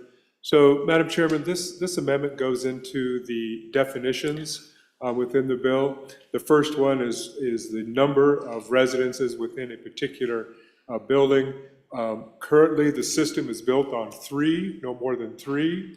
So we're striking 4 and inserting 3. We're also taking out the acreage, because currently the system is not set up, if we were to implement this year, is not set up for the acreages. The third thing, Madam Chairman, in the amendment and in the bill is the striking of mobile home or trailer. And Madam Chairman, because those are not real property, those are actually titled property, they don't actually belong in this component of the statute. That doesn't mean we can't exempt them elsewhere, but for this component of the statute, under this definition, that agency that's responsible for this felt it was more appropriate to remove them. So, Madam Chairman, I'd be glad to stand for any questions on the Standing Committee Amendment. Senator Bartle, would you please move that amendment? Well, I would move Standing Committee Amendment number 1, House Bill, Senate File 153. My apologies, Madam Chairman, and what I said before. Thank you, Madam Chairman. Any discussion on the amendment? Question on the amendment. All those in favor of Senator Bartlow's amendment, Standing Committee Amendment number 1 to Senate File 153, please say aye. Aye. Those opposed, no. Okay, that amendment is passed. Back on the bill. Thank you, Madam Chairman. So, members, just to be clear, as you will note from line 12, page 2, and line 17, page 2, this bill does not propose to change the rate for residential real property.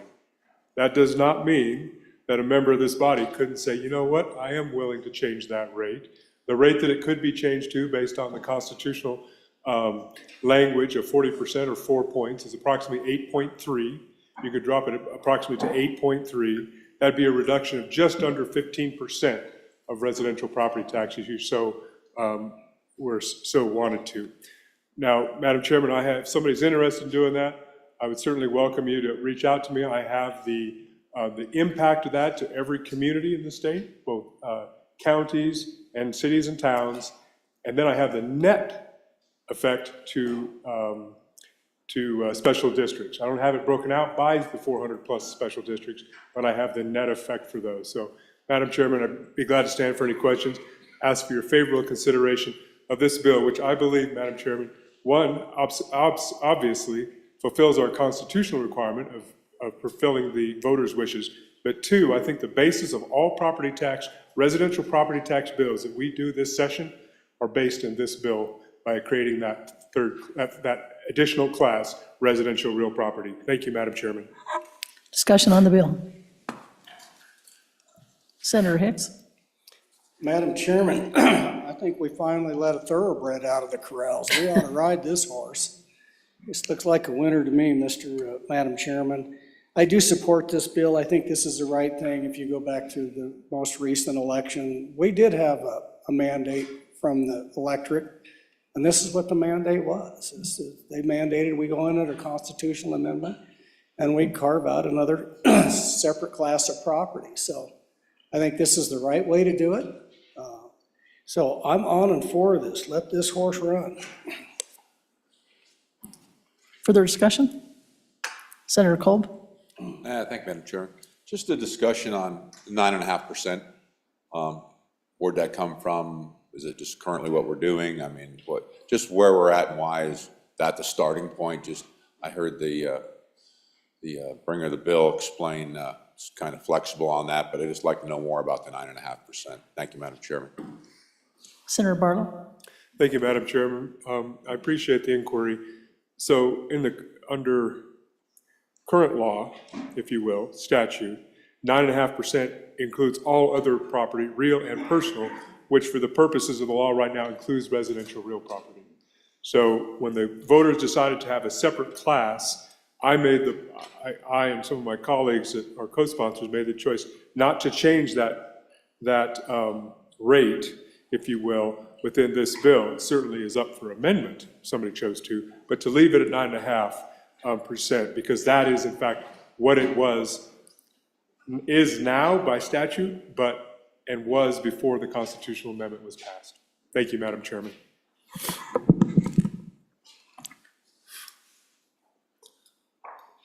Senator Dockstader. Thank you.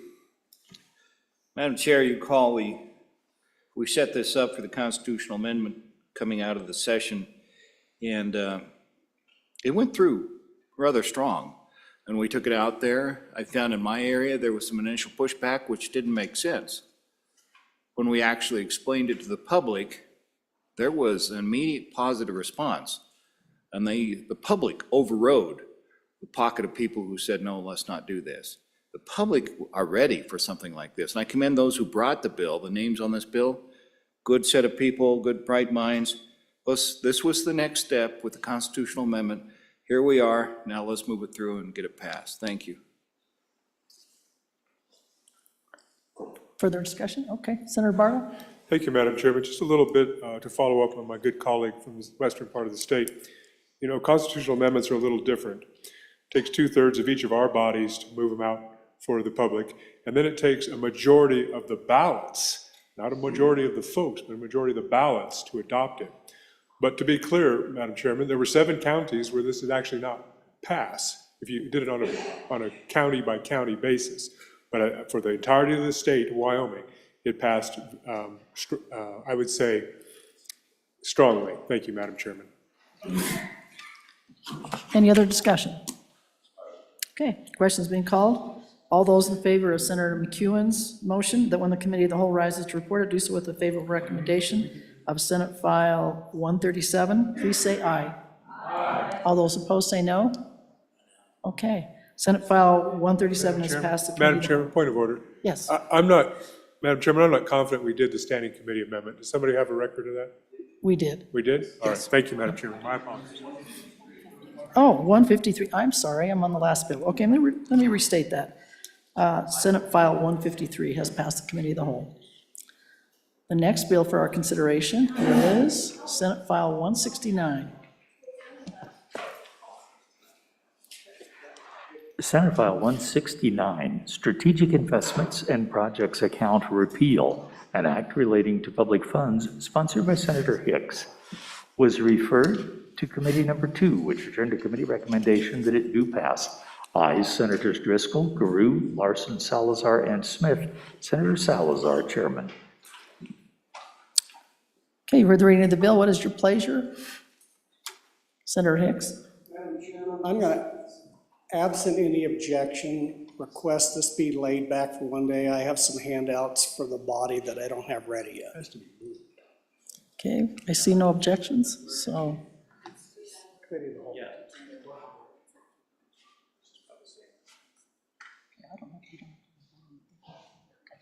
Okay, that is so ordered.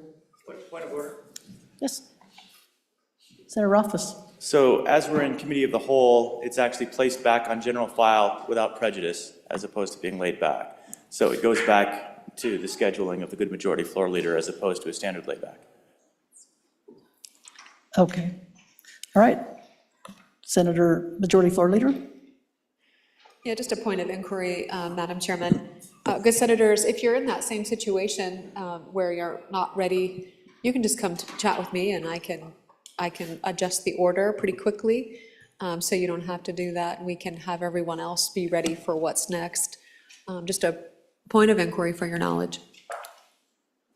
Senator Hicks? Yeah, Madam Chairman, and I apologize to the Majority Floor Leader. It just, with committee meetings today, it kind of got wrapped up. And so my fault. I would ask that we do lay this back, or, yeah, what my friend said. Yeah. Okay. With that, we'll go on to the next bill, Senate File 104. Senate File 104, Probate Code Revisions, an act relating to the probate code, sponsored by Senator Crago.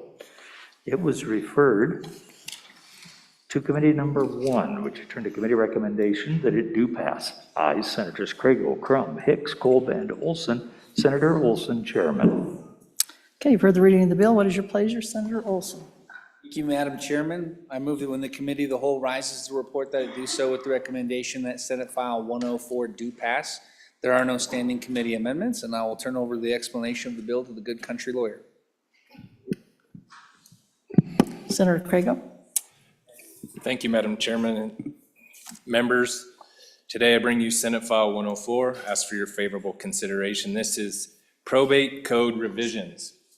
Any of you that have delved into the probate code at all know that there's really there's a $1 figure within the probate code. And if you're at that dollar figure or below, probate's a lot easier. It's a lot simpler and it's streamlined for our residents. If you're over that particular dollar figure, it becomes a lot more complicated and oftentimes takes more work on behalf of those who engage in my profession, which is the legal profession. And so what this bill is attempting to do is raise that dollar figure to make the probate process easier for a lot of our folks, save them money, and more importantly, save them time once a loved one is gone.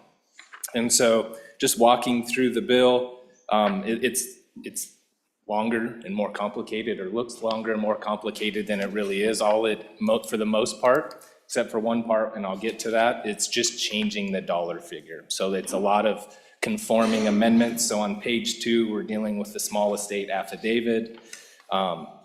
Page 3 at the top there, we're dealing with small estate creditors, and that's what those provisions do. Bottom of page 3, we're talking about the summary procedure for distribution of personal or real property.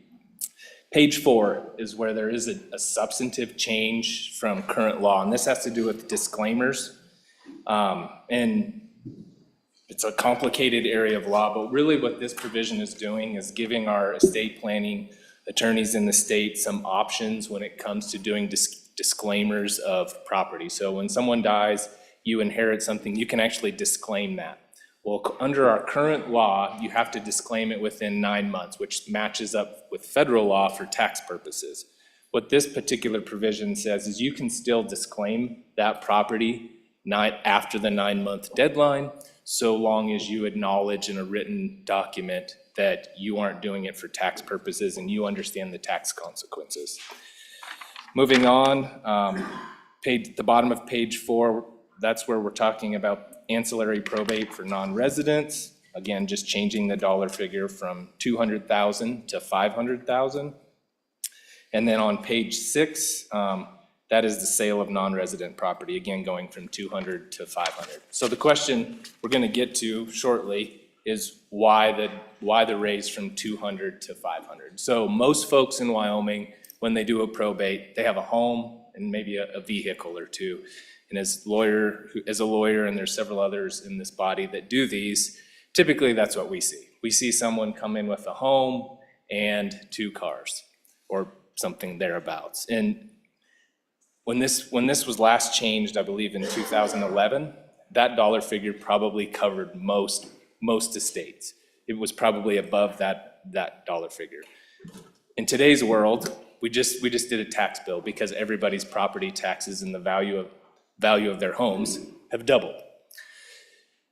And probably more than doubled since 2011. So what this particular bill is trying to do is raise that amount from 200 to 500 to cover for that difference. Really, we're inflation proofing this particular piece of the statutes, just moving that dollar figure up. Again, this is for the ease of our residents, people that live in our state, and try to make that process after a loved one is gone simpler, easier, and actually cheaper. And so happy to answer any questions about the bill. Senator, I believe there is an amendment, Committee of the Whole amendment. Would you like to have that read in? Senate File 104, Committee of the Whole Amendment Number 1, page 2, line 18, delete. Senator Nethercott? Thank you, Madam Chairman. I move Committee of the Whole Amendment Number 1 to Senate File 104. Good senators, and ask for your favorable consideration. Good senators, as you heard the sponsor say, this is a topic that I think all the lawyers in here practice. And hearing from those practitioners that I practice with on this topic, think that the $300,000 mark is an appropriate valuation for a summary probate procedure. The average home price in Wyoming is $350,000. So the intent of the original summary probate of under $200,000 was actually not to encompass things as complicated as homes, cars, and accounts. It really was for the more smaller, really smaller sized estates where you're likely not dealing with real property. I still don't know very many properties in 2011 that, and prior to, that you'd have a total of estate less than 200,000. That would include a home and a car and checking accounts. I think that would have been rare even as recently as 2011. And so really, we're looking at those estates that are quite small and simple.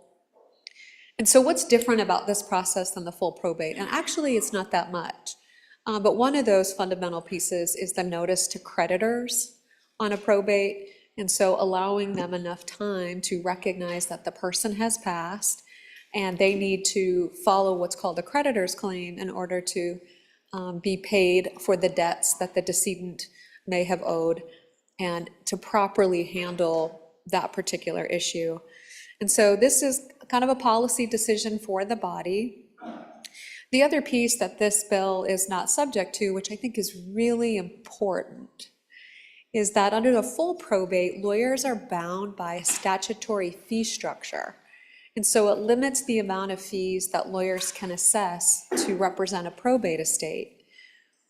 In a summary probate, that statutory limitation does not apply.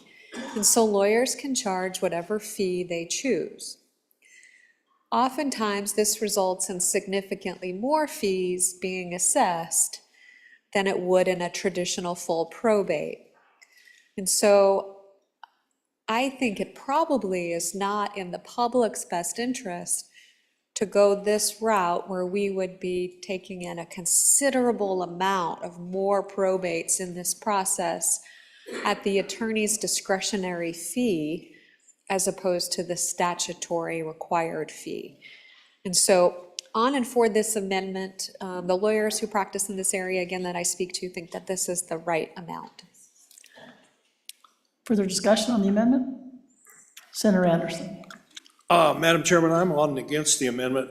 I like the 500,000. In fact, I wouldn't mind having that raised a little higher than that. 300,000 isn't much anymore. If you look at the price we're talking about for property taxes for our houses all over the state, they're all running almost that amount of money. And I think it's a smart move for us to move this up to 500,000. On and against the amendment. Senator Landon. Thank you, Madam Chairman. I just had a question that does pertain to the amendment. What is the average time frame that we're looking at? If I missed that, I apologize, but when you can go to summary judgment versus actual probate court, what's the difference in time? Sometimes time can be money, and I hear from constituents who have gone through probate, and it's a pretty excruciating thing at times. So what's the time difference between these two kind of cases? Thank you. Senator Olson. Thank you, Madam Chairman. Just to respond to that last question, under a full formal probate, there's a statute that requires you to complete it within a year. The average is the quickest you could get it done would actually be 4 months. That's with waiting out the statutory periods for notice and creditor claims. But on average, they're probably more like 6 to 8 months. And then a summary probate would be less than 4 months. It'd be more like a 3 to 4 month time period. So there's a slight difference in timing, but not too significant. Senator Barlow. Thank you, Madam Chairman. On the amendment, my inquiry is, as we have unfortunate circumstances in our own families, my wife is the executive for estate of a family member, and it's a much higher, it's twice what we're talking about in another state. So I guess I'd like to have some sense of in this region, is there an average for this region or something like that? We don't need to keep up with the Joneses. We have to be cognizant of the real financial challenges or the real financial changes that are occurring. So any information on kind of what's around us would be helpful. Thank you, Madam Chairman. Senator Nethercutt. Thank you, Madam Chairman. I think to go back to the original purpose of a summary probate, which wasn't really intended to deal with real property. So one of the things that causes a probate, or whether it's a summary probate or a full probate, the difference of which is much of a legal fiction, except for those attorney fees, that's not a legal fiction, that's very applicable, is when you can sell that real property. So typically you're not dealing with a probate that involves a house that people are going to inherit. It's a house that you're going to sell and distribute the proceeds. And so the length of the probate really depends upon when that house can be sold. That's really the distinguishing feature here that we're talking about. And so the good senator from Laramie County, also a lawyer, said the distinguishing difference between a summary probate and a full probate at the lowest end for both is 2 months. So what exactly are we really doing here? We're really affecting attorney fees. That's the game, because you're not really affecting the consumer, the constituents, those subject to the probate. I know you think it does. It sounds like a probate process should be simpler. It truly isn't that complicated. And the difference from the low end, particularly for the simple estate that we're talking about here, a house, maybe a car, maybe a bank account, is the difference of 60 days. But really driving that deadline is the time it takes to sell the house. So if the person dies in December and that house is vacant, it may take a little bit longer because people aren't buying houses in December. And so it really just depends on those pragmatic factors associated with the decedent's property. A summary probate was intended to deal with someone with very little assets, usually not involving real property. And so this concept associated with including the house and making it easier is just really a fiction. The only difference is the attorney fees. I spoke with the sponsor on this bill, and I've spoken with others in this room about the need to alter our probate code and really probably eliminate the distinction between a summary and a full probate, and just provide a more simplified process that includes everything and affords all the protections to creditors, to banks, full authority to those responsible for administering the estate. There's a number of other reasons. So I do think this bill is a bit premature, but I think this is the safer route for the consumers of this particular topic and for families who would be subject to this law. Senator Scott. Madam Chairman, and I asked a question because I'm not an expert in this area at all. Am I right in thinking that one of the advantages of the summary probate is that you do not need to hire an attorney, and you can get by without that and without the fees? Or have they fixed that so that we get taxed by the attorneys no matter what we do? Senator Nethercutt. Madam Chairman, you need to hire an attorney to do a probate. I think all the lawyers will agree on that, and you should. And contrary to the trust lawyers in the room, of which they're usually both, doing a probate typically, particularly for the type of estate that we're talking about, which is a simple estate, it really isn't that difficult. When the horror stories about not having a trust and how horrible a probate is for a complex estate with lots of assets and missing heirs and, where it's really difficult. But for what we're talking about, it is a very simple, easy process, but you do need a lawyer just to help navigate all of those pieces. It's a very court-driven process where you're filing lots of paperwork with the court, you're putting legal notices in the newspaper. It does require professional services to do a probate, but it is not this horrible process that trust lawyers would make it out to be, or what their reputation has warranted. It's actually a pretty easy process, but the assistance of a lawyer is usually required, which again is something I urge your great consideration as we look at this dollar amount. Senator Olson. Thank you, Madam Chairman. I was just going to add for the good tall senator from Natrona County, what you might be thinking of is there's actually 3 levels of probate if you think about it. There's the full probate, there's the summary probate, and then there's something called administration by simple affidavit, and that's where you're not actually filing anything with the court. You're recording affidavits in real estate to transfer property. That's for estates that have no real estate and they're very minimal, maybe a vehicle and a small bank account or something like that. That's where you may be able to get by without an attorney if you can get your hands on the affidavit and just kind of fill in the blanks. But I would agree with the good majority floor leader that if you're engaging in a probate process, whether it's summary or full, you should probably have an attorney. Senator Crago. Thank you, Madam Chairman. So I appreciate the discussion. I actually appreciate the motion. It's worthy of our thought and thoughtful consideration. There's no science behind whether we pick 500,000, 300,000. Maybe there's a number in between that is also suitable. I picked that number because that's where I think we probably are if we look back to 2011 to the last time this statute was changed. And that's probably captures the same amount of property in today's dollar figure. Policy choice for the body. There's no science, like I said. I can get some numbers on surrounding states and hopefully answer the good senator from Campbell County and help the body with that. But, I brought the motion the way it is, or brought the bill the way it is because I thought that was a good number.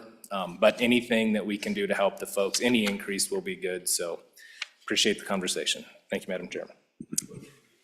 Senator Nethercutt. Thank you, Madam Chairman. I just want to further add that whether you're in a summary or a full probate, if you're in a probate and there's property and you need to sell it, absent a will that authorizes it, you're going to have to get court approval to sell that property, regardless of the dollar amount that's in this bill. So again, it's a heavily legally driven process. Why is that? To protect heirs, to protect creditors, to protect all of the people who would have a right to that property. right? Think how easy it would be for an heir to manipulate a process, summarily distribute a decedent's property without following it correctly and disinheriting someone in effect. And so the probate process has those protections built into it. And so changing this dollar amount does not make it easier to probate a property. Okay, we ready for the question? Yes. Okay. All those in favor of Senator Nethercott's motion to adopt the Committee of the Whole Amendment Number 1 to Senate File 104, please say aye. Aye. Those opposed? No? No. That amendment has failed. Terrible. Back on the bill. I was going to say Senator Crump, he's just running away. Okay, questions called on the bill. All those in favor of Senator, let me find him, Senator Olson. Senator Olson's motion that when the Committee of the Whole rises to report that it do so with the favorable recommendation of Senate File 104, please say aye. Aye. Those opposed, no? No. Okay, Senate File 104 has passed the Committee of the Whole. Next bill for our consideration is Senate File 85. Senate File 85, Constitutional Enforcement of Localities, an act relating to the administration of government, sponsored by Senator Ide, was referred to Committee Number 3, which returned to committee recommendation that it do pass amended. Ayes Senators French, Ide, and McEwen. No Senators Case and Pappas. Senator McEwen, Chairman. Oops, hang on just a sec, you're too fast for me today. Senator McEwen.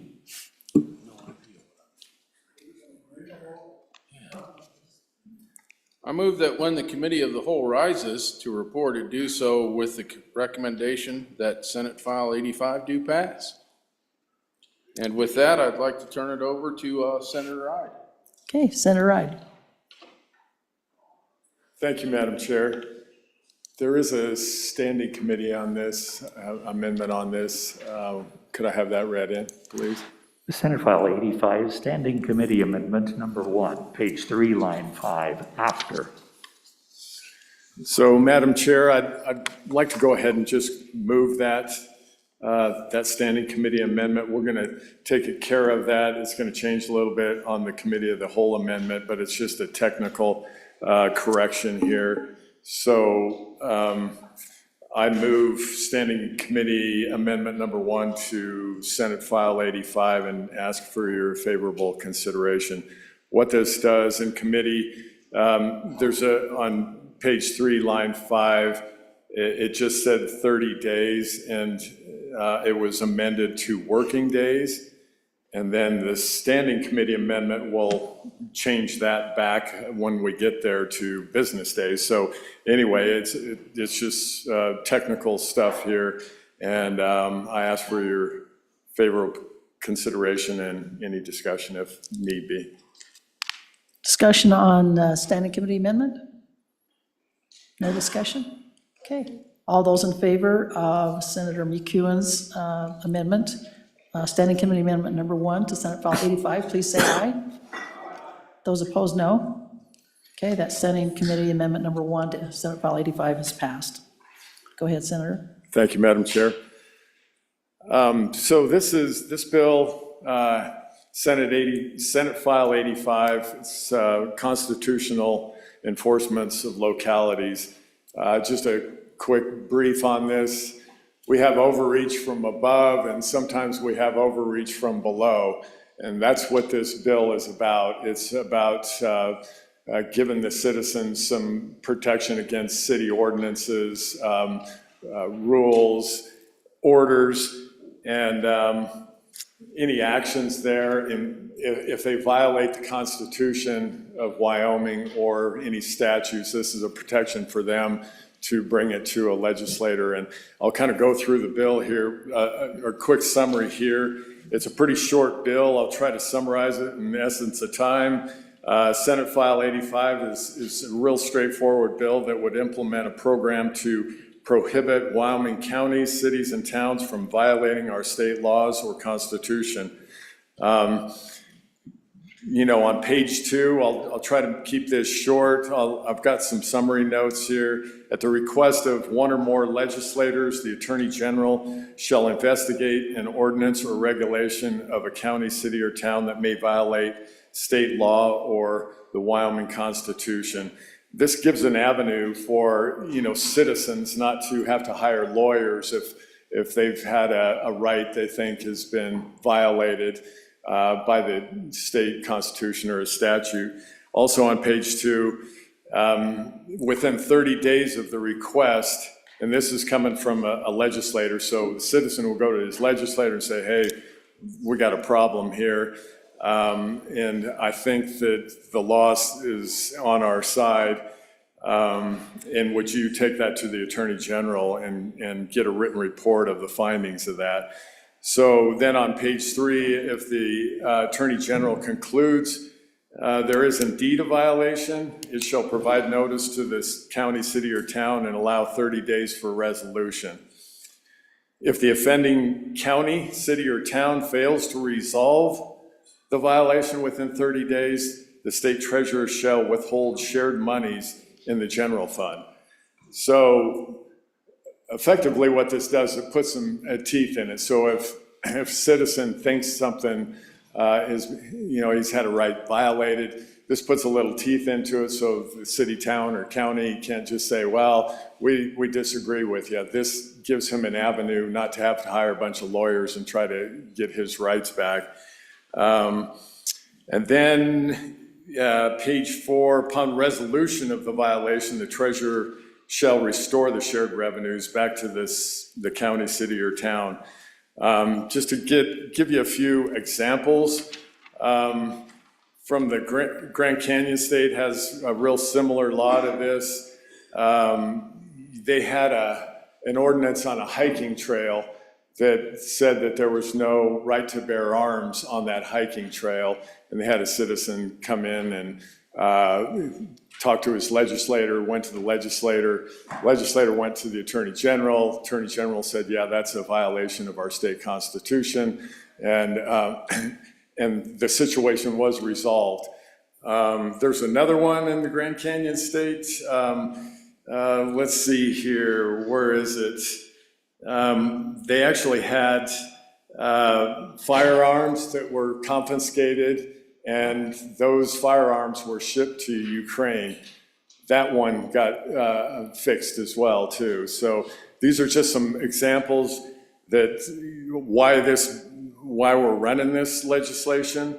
In Wyoming, we had in a certain county where a judge offered fine reductions to one of the people in court if they had received a COVID vaccination. They were offering them, a reduction. That is clearly an unfair violation to just arbitrarily do things like that from a judge. So, there's numerous examples during COVID.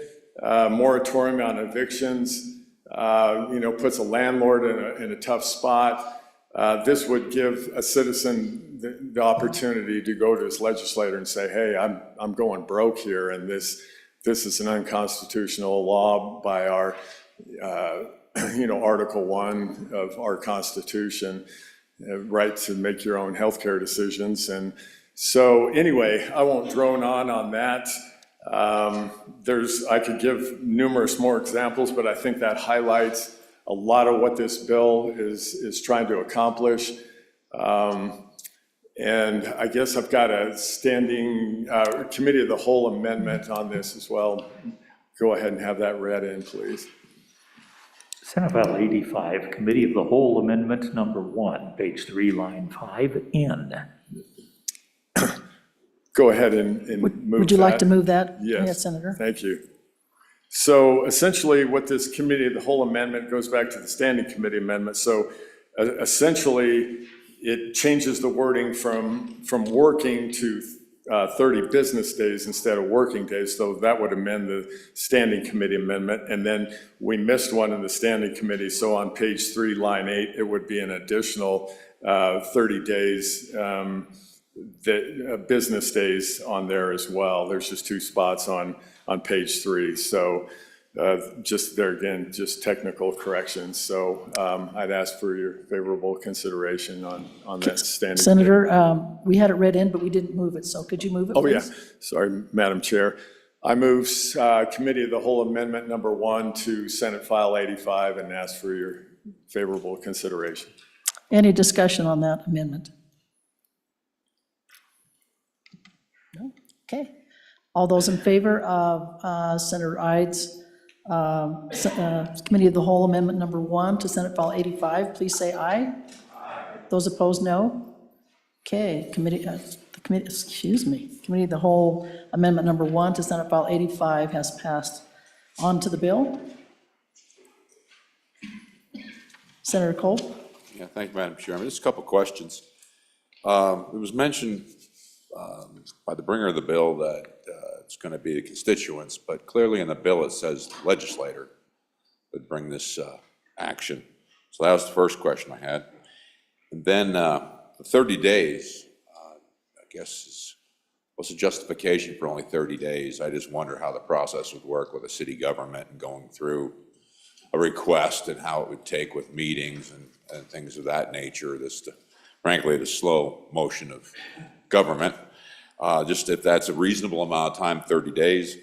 And then what's the anticipated cost to government and the communities and such for taking actions like this? What thoughts about just a fiscal impact, just what it would be? And on top of that, I do like the concept of this bill and what it's trying to do. I just wondered if it's really ready for prime time yet and work through the process properly before it really can be discussed while we know the ramifications of what we're doing. So thank you, Madam Chairman. Senator Rothfuss? Thank you, Madam Chairman. A couple of concerns.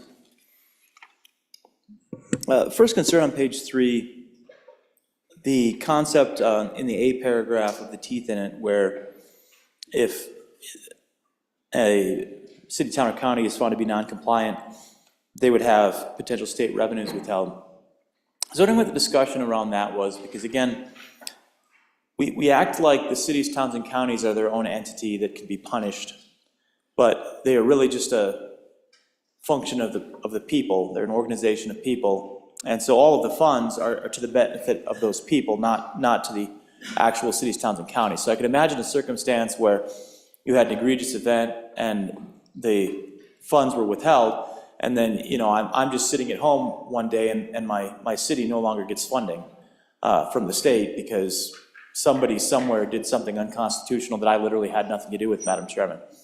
So it seems like, as teeth go, this isn't punishing the entity that is desired to be punished. It's just punishing a bunch of innocent people that were sitting around that day and happened to be in a location where the Attorney General deemed that there was an unconstitutional provision that took place. So I guess I would question that, I had concerns about that, if we could have more discussion about that. My second concern relates to the Attorney General being the agent of action on this. The Attorney General is a member of the executive branch, not the judicial branch. The Attorney General works for, in our state, the governor, but nonetheless executive branch. They can provide internal advice to the executive branch about what is and is not constitutional. But they're not the arbiter of constitutionality, that's the judicial branch. And all citizens already have access to the courts and access to have these concerns addressed through the courts, which is how the system's supposed to work. So I guess if I were asking, again, I have to go through a legislator. So my first step would be to hope the legislator agrees with me on the constitutionality of something, which more or less means, does that legislator have my same political views, yes or no? So I would imagine you'd be isolating a substantial portion where you just have a disagreement at that level, but let's assume they do agree. Now we go to the Attorney General, ask the Attorney General for an opinion, and it really comes down to, at that point, what does the executive branch think, not what does the Attorney General think. So to get my concern heard, I really need a legislator and a governor that agree with me and my political views, probably more than an assessment of constitutionality. And that's why the system doesn't use the executive branch for judicial function, right? We look to the judicial branch. So, Madam Chairman, my question then is there a mechanism, instead of using the executive branch for remedy, we find an easier way to provide access, because we all have access, it's just challenging sometimes, to get better access for people to the judicial branch, where that's literally their job to decide these types of considerations. Could we find a way to either provide resources, make it less expensive, or something so that the average person in the public could get faster access, more cost-effective access to the judicial rather than going through the executive? And I wonder if that was thought through. I share a desire, Madam Chairman, with the intent of this, which is to make sure that people have the ability to have their concerns remedied as quickly as possible by the government. I'm just concerned, I guess, with this mechanism being potentially highly political and then in violation of the separation of powers of what responsibilities are supposed to be, where the legislators shouldn't have any say in this, nor should the executive branch have any say in this when it's a judicial function. Thank you, Madam Chairman. Senator Dockstetter? If I could just, Madam Chair, if I could just add to that, not as deep a dive as that good senator just did, but the opening lines there, funds to be withheld from counties, cities, and towns. I mean, we've done a pretty good job of that already today, withholding funds, with some earlier work. What was the testimony in committee? Did our local governments show up to express their concern on this?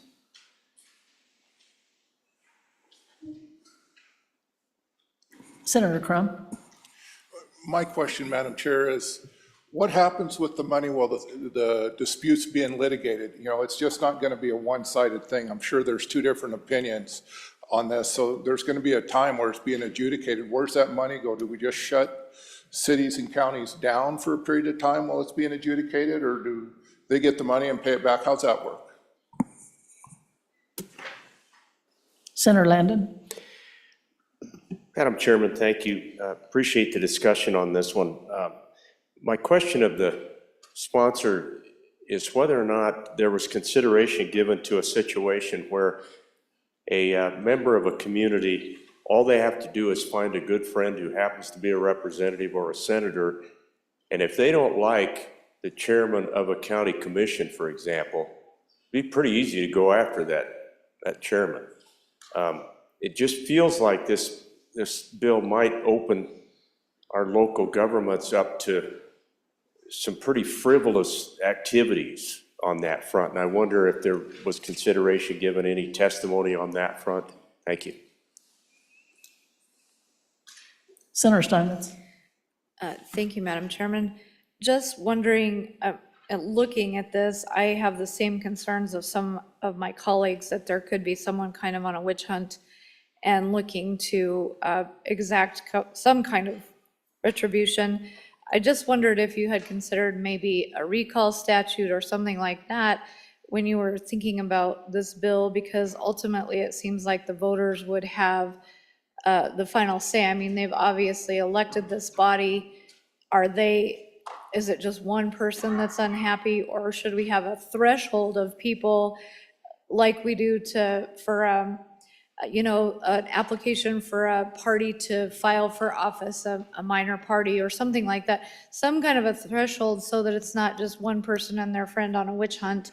And I mean, was that considered at all? Senator Ride? I need a court reporter for me in here.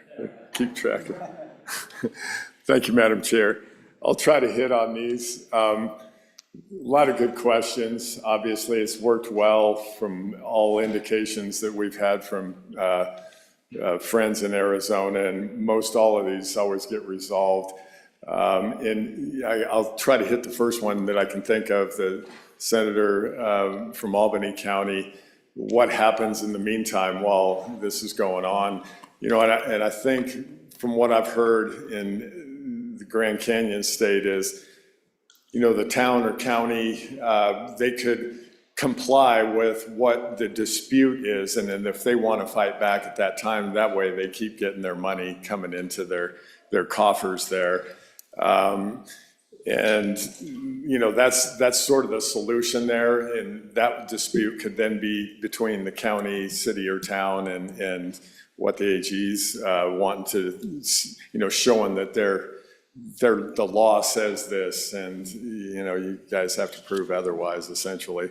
So the good senator from Rock Springs, the 30 days, you had quite a question those dates. That's just sort of, I mean, that could be changed. I think those are good dates. I mean, if you can't resolve it in a hurry, then, you know, most of these are going to be against ordinances or, you know, some rules that the county made that look like they violate state law or the Constitution. So, you know, your other question was, let's see here, constituent or legislators. So essentially what the bill reads is the constituent or the person from your county, city, or town would have to go find their representative or their senator and say, hey, do you agree with me that we've got a problem here on this, and you've got the green books, can you tell me if there's something here? And it gives them an opportunity where they don't have to hire lawyers and just to try to defend their constitutional rights without, you know, getting legions of lawyers to make the dispute because they might not be able to afford it. Let's see what else we've got here. You know, the good senator from the Ivory Tower, you know, mentioned the political views.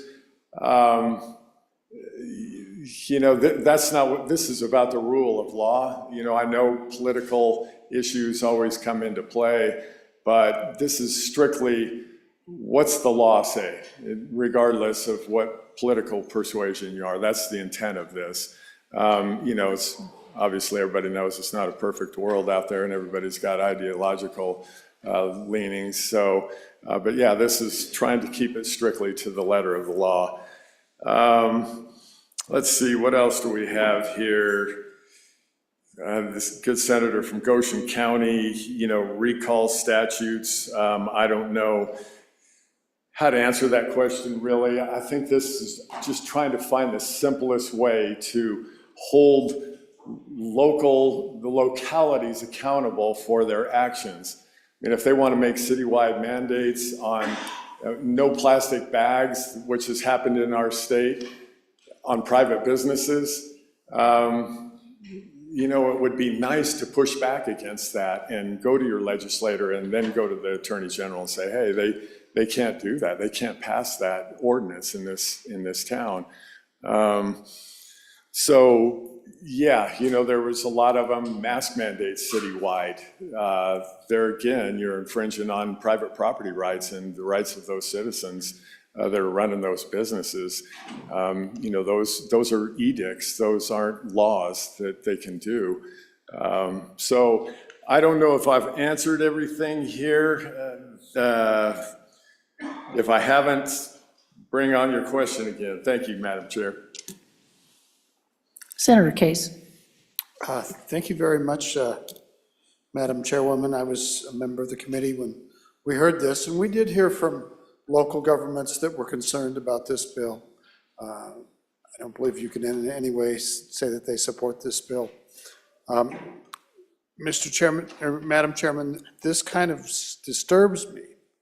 There's one area, you know, we don't really have any power as individuals.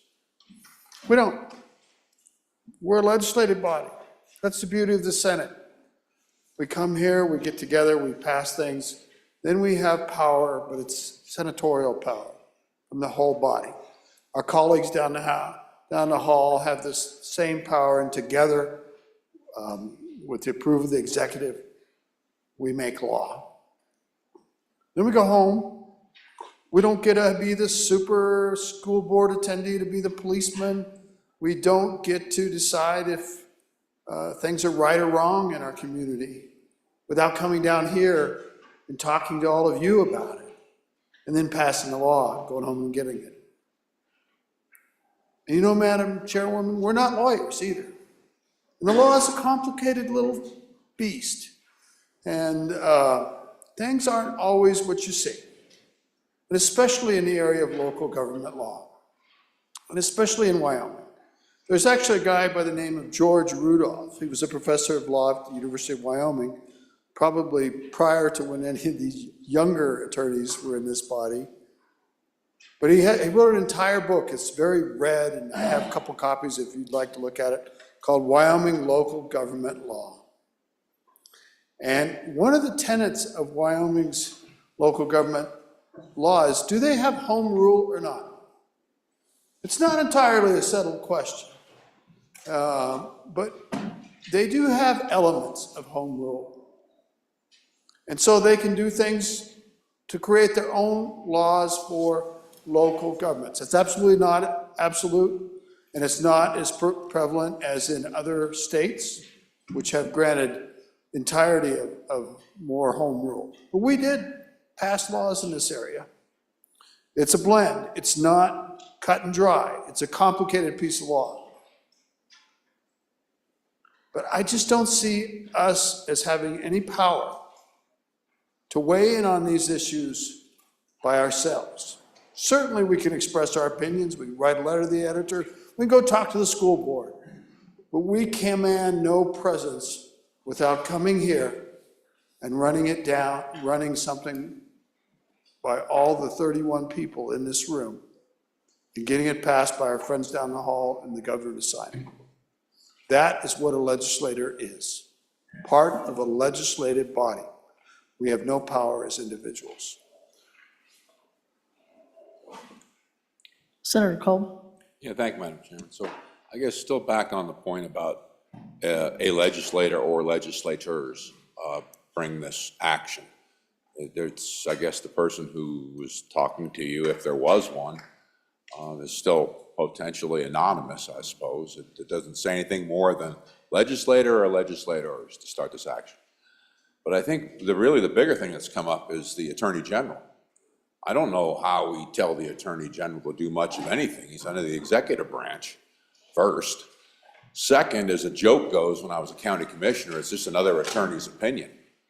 That's all it is. And it, you know, maybe, I guess, opinion that he shares with you, or maybe not. Or I don't know how we compel the Attorney General, that's my question, to comply with this action, considering, as previously stated, it's not the judicial branch, it's just an attorney.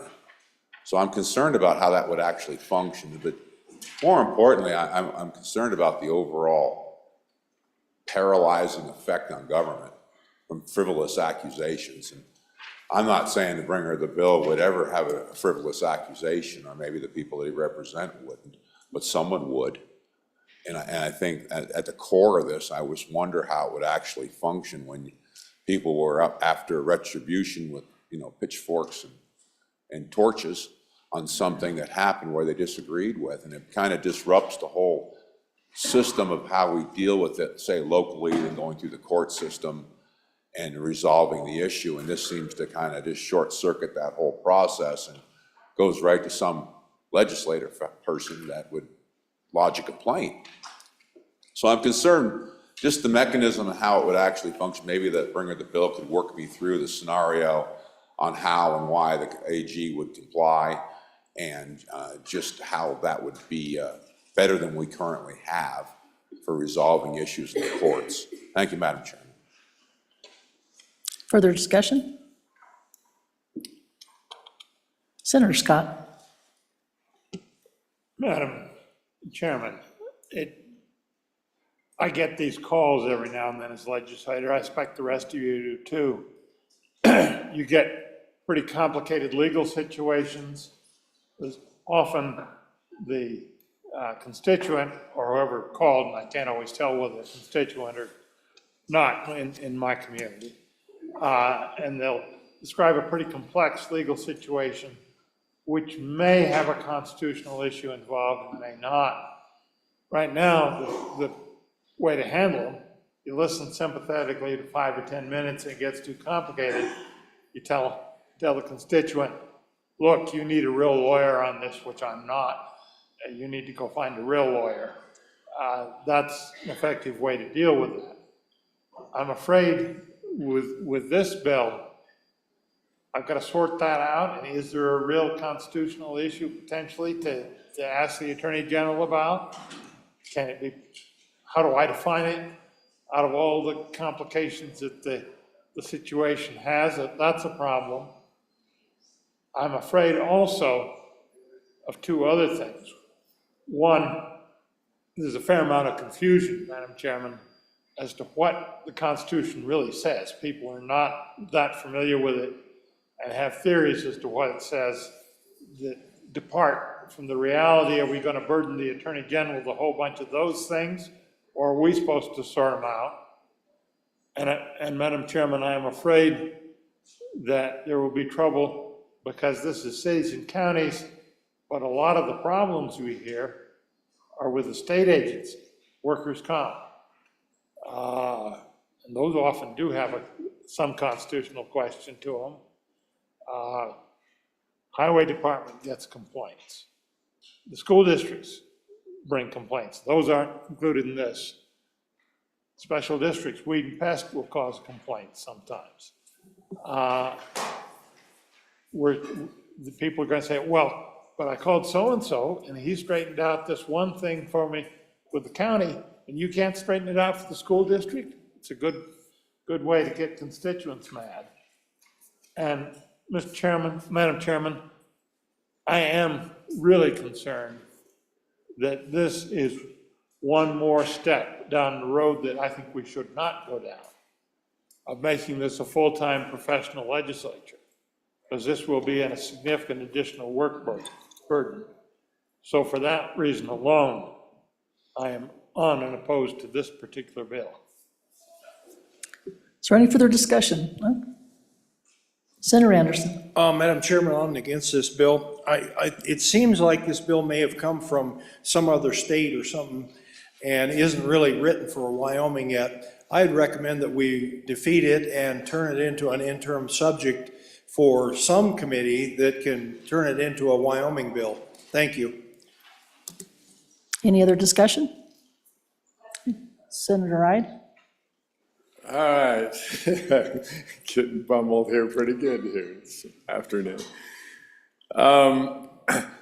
You know, a lot of the questions, good questions, coming from another state, which in fact has worked real well. Whether it would work well here, you know, you never know until you try, like anything. I think, you know, the crux of what we're trying to accomplish here is giving the people an opportunity to you know, air their grievances on something that is explicitly an ordinance or a regulation or an order in a, you know, it's not that broad. It's kind of limited to the things that the local entities put down on their laws, or their, you know, they're really not laws, they're ordinances, which is sort of the color of law.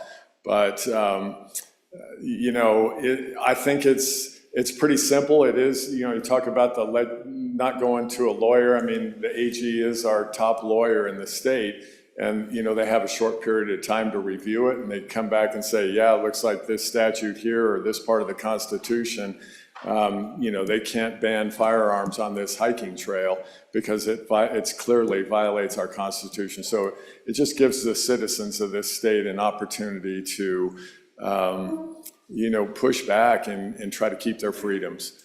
And I'll stop there. Thank you, Madam Chair. Okay, ready for the question? Okay. All those in favor of Senator McEwen's motion that when the Committee of the Whole rises report, that it do so with the favorable recommendation of Senate File 85, please say aye. Aye. Those opposed, no? No. Okay, that bill has failed. Let's see, let me get over here. Okay, guess I don't have to do that, do I? All right, so Senate File 85 has failed, Committee of the Whole. Do we have to do that? Oh, we do. That's true, we do. I was looking, I was thinking that we did. Okay. Pursuant to SR 6-5, having failed, we didn't do a division vote, but a roll call vote is required. Yes, we have to do a division. You're correct. Yep. Let's do a division, shall we? All those in favor of Senate File 85, please stand.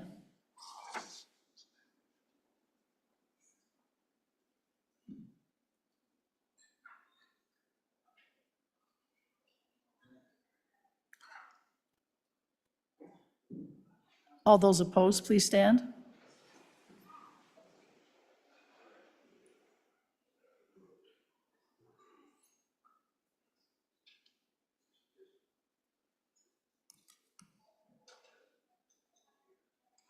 Okay, the vote is 6 ayes, 20 noes.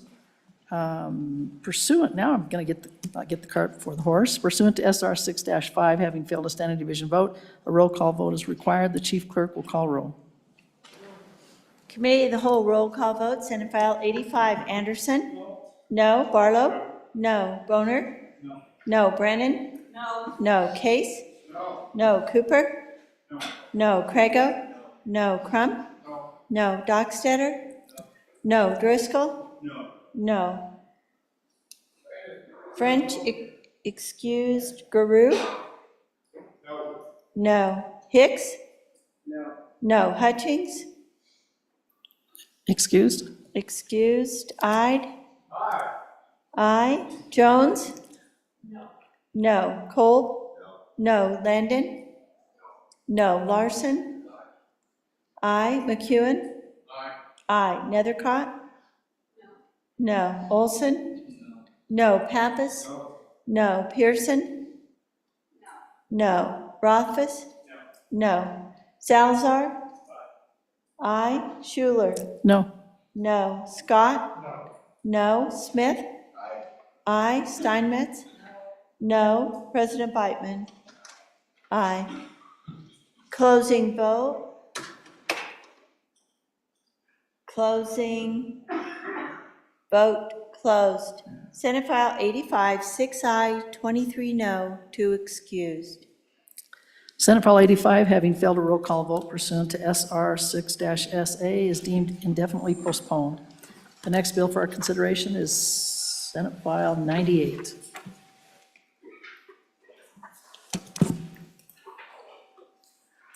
Senate File 98, School Board Trustees Party Affiliation, an act relating to ballots, sponsored by Senator Olson, was referred to Committee Number 4, which returned to committee recommendation that it do pass. Ayes, Senators Brennan, Olson, and Scott. No, Senators Rothfuss and Schuler. Senator Schuler, Chairman. Okay, you heard the reading of the bill. What is your pleasure, Senator Brennan?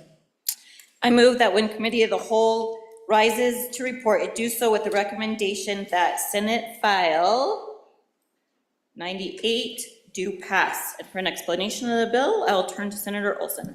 Senator Olson. Thank you, Madam Chairman. So I bring you Senate File 98, members. This bill is really straightforward, common sense bill, and easy to understand what we're doing here. So all we do is adjust the general election ballot so that we require candidates for school board trustee to have their political party affiliation printed on the general election ballot. Let me just give you a few points to stew over as to why I brought this bill and why I think that it's necessary. First is to project clear voter alignment. Partisan labels actually help voters quickly identify candidates whose values and priorities align with their own political beliefs. It also has the potential to increase voter engagement. Partisan elections actually are more likely to increase voter turnout by tapping into political parties' efforts and get out the vote efforts that may be issue-based or candidate-based. And then lastly is policy clarity. So, and this one to me is the most important one, members, that candidates in partisan elections have clear and transparent policy platforms. By providing a party affiliation on the ballot, we create transparency in our democratic system. We know what the person stands for based on their party affiliation. Now, I will grant you, you don't know everything about a candidate just because of their party affiliation, but it provides a pretty clear picture, at least for a majority of the major issues. It makes it easier for voters to know where candidates stand on key issues like school funding and et cetera. Some other ancillary benefits, this actually could increase quality candidates in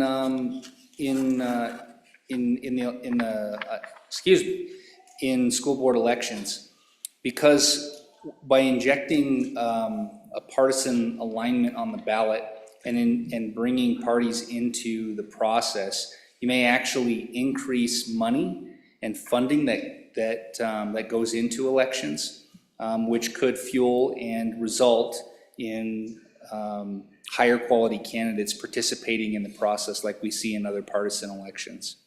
And then the last thing I'll just conclude with is, in case you thought about asking this question, it does not apply to there is no primary. This is a general election ballot only.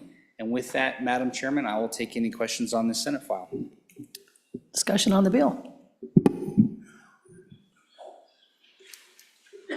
Senator Dockstader. I heard a lot of my concerns answered, and I appreciate that, but I wonder if we get into the world of funding certain candidates, they get into partisan elections. I know how a candidate stands for a school district. I know, because we question them in our work that we do back in my area, in the company I'm associated with. We put out an election guide, and we ask very specific questions. You can tell by the way the candidate answers those questions where that candidate stands on issues. And you can almost, but not always, tell their party affiliation. My concern is, will this alienate some people that we would want on a school board, would want them there, but if they were to be defined as one party or another, they wouldn't be able to get elected to that board. I'm not sure this is as clean cut as we want it to be, so some follow-up on that as we ask a few questions. Senator Guru, and then I'll go to Senator Cole after that. Thank you, Madam Chair. I tell you, I've been a pretty lucky guy in my life. I've been elected to a city council and county commission and body down the hall, and I've spent a few years down here. There's one job, though, I know I never would run for, school board, ever. Something about kids and Rubber meets the road. working on issues with kids, it gets people just a certain kind of mad that I don't like to get anywhere near if I can possibly avoid it. We do around here every once in a while, and I hear about it. But I want to tell you about my school board in my town, where I live. I know them all really well. They're all really good people, and they run our school district extremely, extremely well. And one of them, and I sparred one time in an election for the body down the hall, and boy, he beat me just up one side and down the other. Another one of the members of the school board ran his campaign against me. Another of the school board members ran against me for this job. But you know what? They're great. And I tell you what, they work together and they work with distinction, and they run our board and run our school system in my county second to none, without a doubt. But I have a worry, and I have a worry that actually if they had to put their party affiliation next to their name, they wouldn't fare as well, because in my county, the registration's way over on the other side. So I guess my point is, I'm on against this bill for the law of unintended consequences. Kind of like the previous speaker just said, we never have a shortage of candidates, Madam Chairman, for our school board. We have many. Every election hotly contested. Most of the time, they're usually kind of one of the leading bellwethers and enhance voter turnout, because those are really spirited elections. So I frankly don't see the need for this. I don't see the issues involved, and frankly, I worry about losing some good school board members, so I'm against it. Senator Cole? Yeah, thank you, Madam Chairman. Yeah, I see this trying to avoid consequences. I'll just say to the body that, the school board where I'm at was pretty bad, and they've had a new election, and they've got a bunch of I think, a lot better people on there. And I have a lot of hope that it's going to be an improved situation. And I had received emails from people saying, well, why does it have to be partisan? What does that have to do with a school bus route or, mundane things like that with administration? Well, answer is it doesn't have anything to do with that. This has to do with, something that happened, at least in my locality, that we had things happening with following federal regulations. And in the case that I'm talking about, it was just an executive order. It wasn't well-founded law. It was just an executive order. And party affiliation, I think, has to do with, frankly, are you whatever side of the equation you're on, say the left or right, if you want to say it that way. I think the people deserve to know where you're coming from, because I'm afraid that our school board positions have gotten political. Whether you want to, talk about it or not, it has gotten political. I mean, the fact is, do you believe in having women or men in women's locker rooms? I mean, it has gotten political. And those are the things that I think we're trying to address here with this. This is one step further than we're currently doing. This is allowing the voters to say, hey, I see this party affiliation. Maybe they're unaffiliated. I mean, we didn't talk about that, did we? Maybe they're unaffiliated. Maybe they're part of the constitutional group. I don't want to use accurate identification for these groups, but it could be anything. I think in this country, you have the right to be whoever you want to be. But I think in this country, we have a right to know who we're voting for in this day and age of, frankly, yes, partisan politics and school boards. I'd like the people to say who they are for those reasons. And if you're a good candidate, no matter what side of the equation you're on, you should be able to sell yourself, But the people have a right to know, I think, which way your leanings are. I think that's only fair to inform the electorate of who is running. And I don't see anything wrong with that. And anybody I think who maybe thinks there's something wrong with that, I would say, what do you have to hide? If you can't stand up for yourself, an R or a D or whatever you might be, maybe you're not a very good candidate. And I think this is one step further that we can give voters information and choices that will help them make a better decision on and for the bill. Madam Chairman. Senator Scott? Madam Chairman, on and for the bill, and frankly, it's only a small step, and I'd like to see us go a step further, get them into the primary election. But in answer to you'll find all kinds of information in voters' guides and that sort of thing. That would have been true years ago. In my community, it is no longer true. The local media has so declined that past few elections, there have not been meaningful voter guides available. And in this last election, Madam Chairman, there were a number of members of the school board where I knew virtually nothing about the candidate. And this is a small step in filling some of that void. I knew some of the candidates, knew who they were and what they stood for, but there were many, Madam Chairman, I did not know a thing about. And it's a real difficulty in our elections as the local media, as in many of our communities, declined and failed to effectively serve the way that it used to in providing information, Madam Chairman. So I think this bill is a small step in the right direction. I think we're going to need to go further, but this is at least a step. Senator Boner?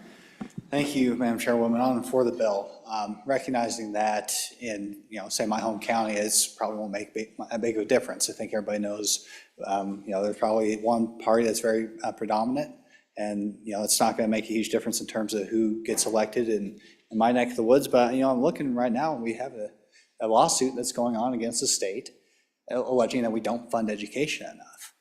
alleging that, we can use judicial action to do what I would argue the legislature should be doing, which is making decisions regarding appropriations. I see 9 school boards that authorize that legal action. Don't tell me that these positions are not political. This is one of the most overtly partisan things that you can do, I would argue, is try to compel the legislature to spend more money through the legal process. So even though I don't think this will have a direct effect on my little district in the middle of the state, it absolutely has huge impacts who you elect to these local positions throughout the state. So I'm for the bill for that reason. Senator Larson? Madam Chairwoman, thank you. On and for the bill, I think it's vitally needed. People want to know, they want to know which party platform you might lean toward. That's very important. The other part on the media, I know the media does as good as they can, but they don't always ask the questions that need to be asked, I think. Get to the big questions. So on and for the bill. Senator Case? Well, thank you, Madam Chairwoman. I'm not a supporter of this bill. I think it's a bad idea. I think our children and our education system kind of requires us to rise above politics, actually. And I've seen that happen in this body a lot. And I think we work best when we work together. And we don't make the partisan badge the forefront of our thinking. Parties are limiting, Madam Chairwoman. Wyoming, they're probably limiting more than most because we saw how limiting it is to have a primary where about 25 to 27% of eligible voters actually participated in that primary. And then we had a very large turnout in a general election. I don't think that you can say in any event that many people, 27% of the Wyoming members of a particular party, for example, represent this great state of ours, which is with its vast differences, its tolerances, and its unique history. I just don't see how it's possible, Madam Chairwoman. And I think, if you want to find out about people, the internet is a really good tool. And you can find out about these candidates. And I'm not sure how that works for everyone because I think some people may not have the motivation to do that or not. But you really can find out. It's out there. And it's still Wyoming. You can always call every one of them up and you can go to coffee with them. Madam Chairwoman, this is a step down the wrong direction. We have developed a society now where we restrict primary participation. We select our own sources of information. We try to view everything in terms of a package with a point of view. And I don't want to teach my children that and my grandchildren. I want them to think for themselves, weigh alternatives, and be able to participate in a society that's very tolerant of different points of view.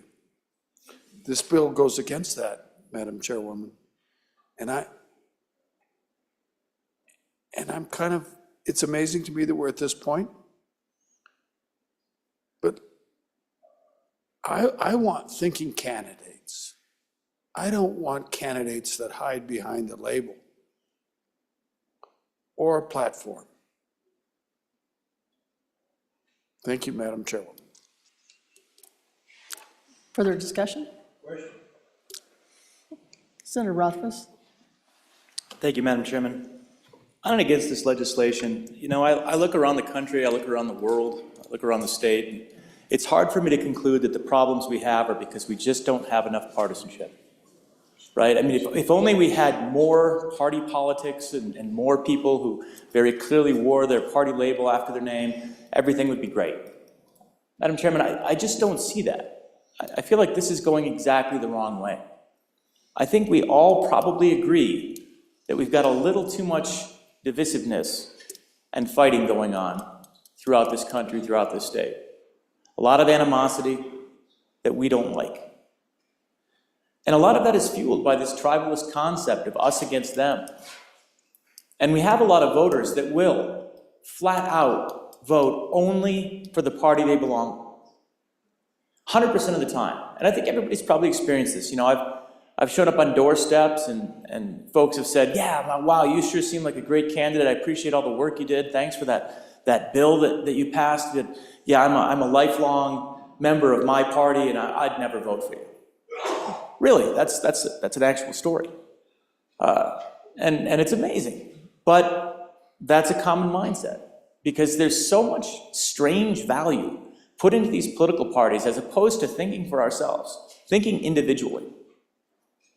Having to defend your own specific ideas and own specific viewpoints instead of just saying, I choose this platform, and then all of your ideas and beliefs are written for you. Or I choose this other platform over here, which is apparently entirely contrary to this.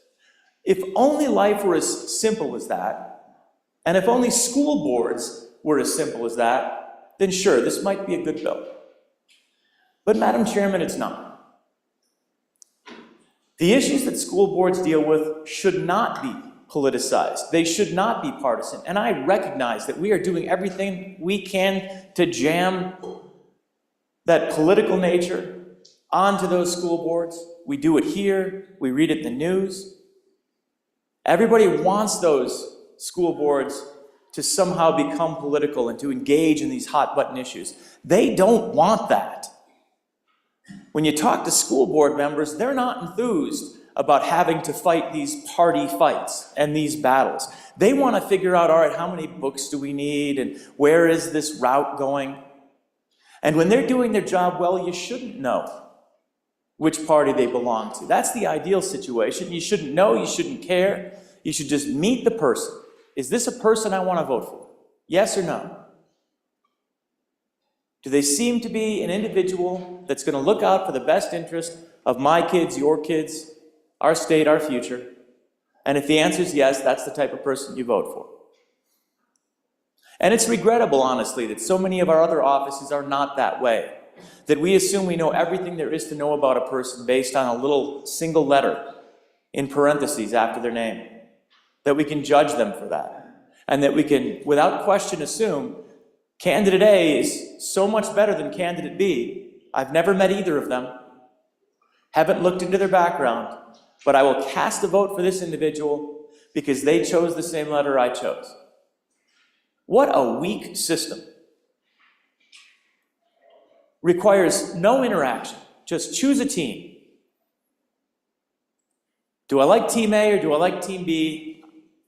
I'm just going to ride for the brand and not do any analysis. Madam Chairman, we need less of that. We need substantially less of that. So if this bill were to pass, for example, I would not win a school board race in any of your districts. And that might be good in some of your minds. But think about that.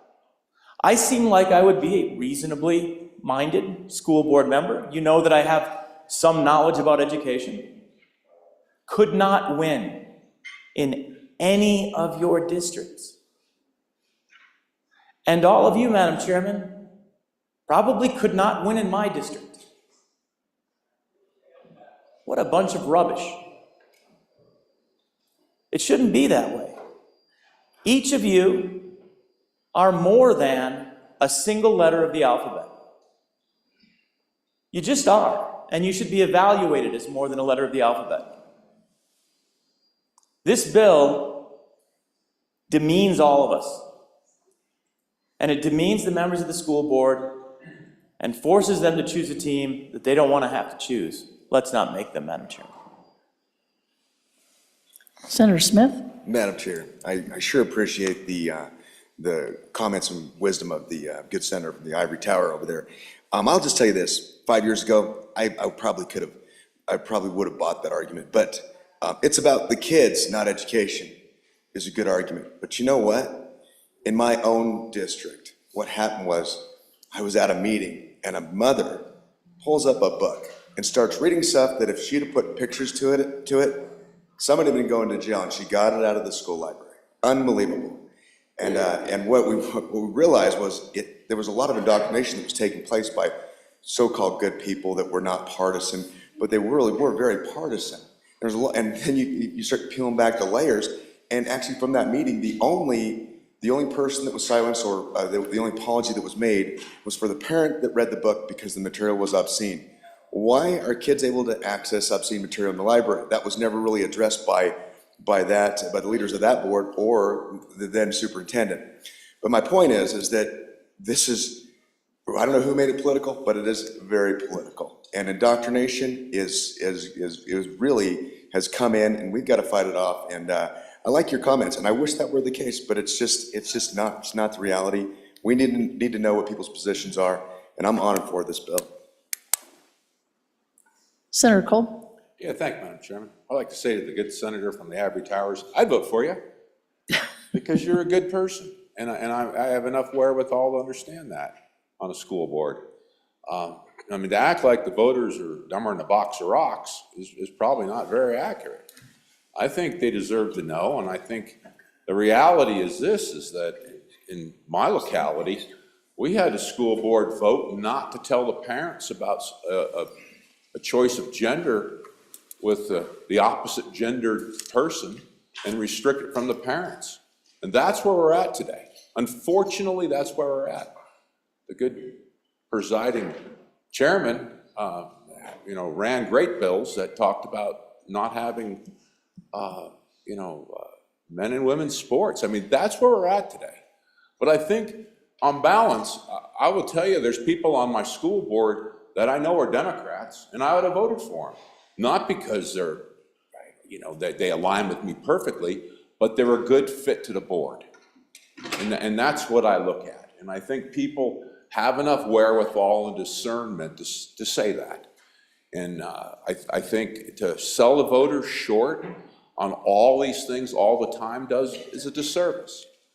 Percentage-wise, yeah, there is always some people that are going to be that way. But I think people look past that and look at the quality of the person, the argument that they've made. And like I said, I would have voted for the good senator from the Ivory Towers because he's a quality person. He's got wherewithal, and and he would be a good member. Not that I'd always agree with him, but I would certainly be respectful of that position, and that makes a better board. So I think this is more about, for me, voters' information. And God bless the newspapers that I don't have, that don't come up with stories that talk about the candidates. We don't have that in my area. We have to rely on a lot of information. And I think this information that we're talking about is fair. It only is going to happen in the general election, which it was spoken about a little earlier, that somehow, people don't show up for primaries. And you're right, they don't show up for primaries. But this, in fact, is a general. This isn't a primary. So we're going to get the largest turnout we're ever going to get. With more information makes a better choice. And I'm on and for the bill, Madam Chair. Senator Landon, and then we'll come back to Senator Olson. Just real quickly, Madam Chairman, I have a question for the bringer of the bill. I'm wondering if any thought was given to the fact that we can do this now. I mean, candidates can put an R or a D or a C or whatever letter they want on their campaign signs. I'm just wondering why the state law that now requires them to do that. I know if I was running for school board, and I never would, I would probably put a little elephant on there or something, just to campaign. But I'm just, it came up earlier this morning. We believe in local control except when we don't. That's what this boils down to. So I'm just curious about that piece of it, though. Can't we do this now without a state law? Thank you. Senator Olson. Thank you. Oh, Madam I'm sorry. Do you want to let Senator Dockstader go first and then have you bring it home? Thank you. Before the sponsor speaks, I'll probably go with this because I look for school board members that share my values, but did the sponsor give some thought I've got a district north of me, there's going to be some unintended consequences. It's going to cause some problems. I'd like to have the sponsor address that thought. And no, let's leave it at that. Thank you. Okay, Senator Olson, bring it home. All right, thank you, Madam Chairman. Really appreciate all of the comments, the debate, and the discussion. It's an important one to have. Obviously, people are very passionate about it one way and the other, and I think that's a good thing. It may not necessarily be a clear choice when it comes to vote, but I hope you vote obviously in favor of this bill to advance it, and we can have more discussion on it if we need to. But I want to address a couple of things. One of the things that I really want to address is that there's this notion, this concept that's being put forward that school boards are not partisan and they're not political, and that's a farce. The overwhelming majority of members on school boards and all across Wyoming are partisan. They have a party affiliation. Most of them, now some might be independent candidates, but most of them are registered with either an R or a D next to their name. They're already partisan. What the difference between this bill is and the reality of what we operate in today is transparency. It will not make school boards more partisan. It will make the candidates appearing on those ballots transparent. They'll bring forward the party affiliation that they already have, and it will be placed on the ballot. I think that's really important. The bill is not about shortage of candidates or anything of that nature. It's really, when you boil it all down, this is about transparency and that the voters deserve to know who they're voting for. And no, I don't think the average voter is gonna make their entire decision based on the party affiliation, but it certainly does help the candidate. Help the voter figure out the candidate. And lastly, I'll just close with, there were some comments about how you can just look into candidates and learn about them, and you can call them up and you can do all these things. And that sounds really easy. And for us, for the overwhelming majority of us in this body who are highly engaged in politics, that is really easy. But for the average voter, I don't think it is so easy. And that's why party affiliation plays a major role in our democracy, and it always has, and it does in every other elected office that we have. Why should it be any difference for school boards? And it really shouldn't. Thank you, Madam Chairman. Senator Craigle.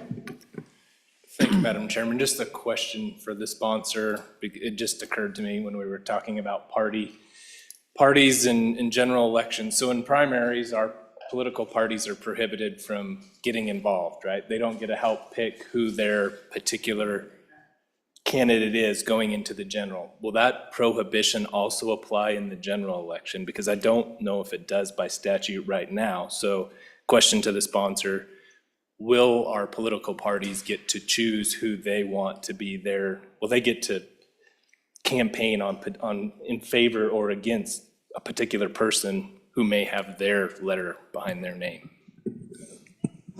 Senator Olson? Thank you, Madam Chairman. I can just real quick respond to that. So you're not going to have the party system of the primary where you narrow it down to one candidate and then the party. I think you understand that. You're going to have X number of school board candidates on the ballot. They can be from either party. There is no state law that would prohibit a party from supporting multiple candidates or one candidate. I suppose that's going to be just a part of the democracy that's going to work itself out from county to county. You may have counties where your party decides to support one of X number of candidates that align with their party, and you may have others that support the entire slate of candidates that align with their party affiliation, but I don't think there's a state law issue. Okay, are we ready for the question? Okay, all those in favor of Senator Brennan's motion that when the committee of the whole rises to report that it do so with the favorable recommendation of Senate File 98, please say aye. Aye. Those opposed, no? No. Oh, goodness, I'm kind of in doubt. Let's call a division. All those in favor, please stand.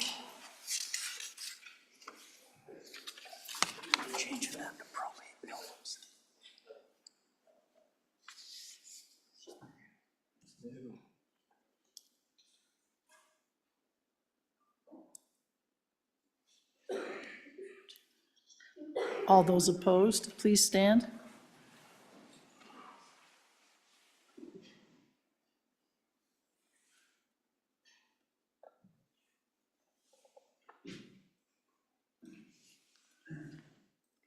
Okay, the vote is 15 to 11. The bill has passed, Senate File 98 has passed committee of the whole. The next bill for our consideration is Senate File 145. Yes. Oh, what a lovely idea. All those in favor of that motion, please say aye. Aye. Any opposed? Okay, that motion's passed. Hey, Madam Chairman, my mic's on. Yes. Oh, I'm sorry. Thought you still wanted to talk. Oops.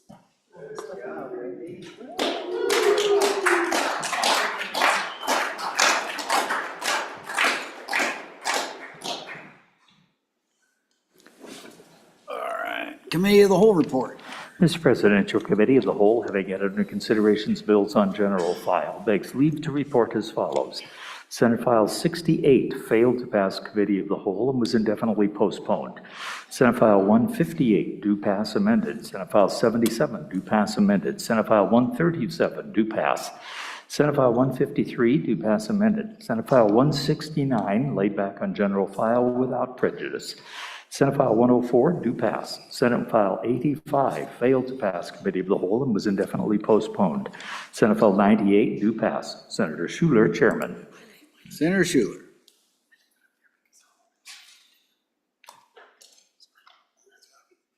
Oh, I move for adoption of the Committee of the Whole. I'm sorry. All those in favor say aye. Aye. All those opposed, no. Report has been adopted. Thank you, Senator Schuler. Do we have any messages? Standing committee reports. Mr. President, the following reports are dated February 4, 2025. Committee number 1, Judiciary, to whom was referred Senate File 157, Department of Family Services Confidentiality Amendments 2, respectfully reports back to the Senate with the recommendation that it do pass. Ayes, Senators Craigo, Crum, Hicks, Kolb, and Olson. Senator Olson, Chairman. Committee number 1, Judiciary, to whom is referred Senate File 160, Treatment Courts Amendments 2, respectfully reports same back to the Senate with the recommendation that it do pass amended. Ayes, Senators Craigo, Crum, Hicks, Kolb, and Olson. Senator Olson, Chairman. Committee number 1, Judiciary, to whom is referred Senate File 124, Illegal Immigration, Identify, Report, Detain, and Deport, respectfully reports same back to the Senate with the recommendation that it do pass amended. Ayes, Senators Craigo, Crum, Hicks, Kolb, and Olson. Senator Olson, Chairman. Thank you. Ellen, do we have anything else? That's it. That clears the desk. All right. Madam Majority Floor Leader, AKA Birthday Girl. Mr. President, I move that we stand adjourned until 10 a.m. Wednesday, February 5th, 2025. All right. Any announcements? Senator Barlow, you're the first one up. Thank you, Mr. President. Your committee number 10, Labor, Health, Social Services, will meet tomorrow, Wednesday the 5th, noon recess, room W110 to hear 2 bills, our last 2 bills. Senate File 175, Unemployment Insurance Coverage, Period and Reporting, and Senate File 125, Defining Healthcare and Protecting the People's Welfare. Thank you, Mr. President. Thank you. Senator Anderson. Mr. President, your favorite committee of minerals will meet Wednesday, February 5th, upon noon recess, Capitol Extension Room W4, Tier 3 bill, Senate File 134, Industrial Siting Wildlife Mitigation, which is continued from 2-3. Senate File 154, Industrial Wind and Solar Projects, hearing deadline. Senate File 179, Sage Grouse Compensatory Mitigation Amendments. Thank you. Thank you, sir. Senator Case. Thank you, Mr. President. Just add on to the amendment, announcement we made before the noon recess that we will start the Corporations Committee tomorrow morning at 7:30 a.m. and we will continue with the list of bills upon a final adjournment tomorrow. Thank you, sir. Thank you. All right. Moving to the right over here, we have Senator McEwen. Thank you, Mr. President. Your number 3 committee, Revenue, will meet tomorrow upon noon recess to take up Senate File 194, e-cigarette and vapor material manufacturing licenses. Senate File 93, tribal trust land sales and use tax exemptions. Senate File 94, Wind River Reservation remote sales and use tax. Thank you, Mr. Chairman. Thank you. Senator Schuler. Thank you, Mr. President. Education Committee number 4 will meet tomorrow at 8 a.m. in room W110 and online. We will consider Senate File 178, fixing reading failure. That'll be continued from the other day. Senate File 173, Educational Bankruptcy Act, also continuing. And Senate File 156, expenditure of state funds on K-12 public schools, if time permits. Thank you very much. Senator Olson. Thank you, Mr. President. Your committee number 1, Judiciary, will meet tomorrow upon noon recess in W002 to continue from today, Senate File 180, Supplemental Budget Limitations, and then to hear Senate Joint Resolution 8, Political Expenditures, and Senate Joint Resolution 9, Individual Rights to Privacy, Constitutional Amendment. Thank you, thank you. Good work, committees. We're going to get all these done before the deadline. Reminder, tomorrow is second reading on the budget bill. At the end of that budget bill reading, your draft deadline for third reading amendment closes. So get your third reading amendments in before we're done with the budget bill reading tomorrow. Approvals are due Thursday, 10 a.m. With that, you've all, oh, Senator Barley, you have anything? Just stretching. You've all heard the motion. All those in favor say aye. All those opposed, no. Senate will stand adjourned until 10 a.m. tomorrow morning.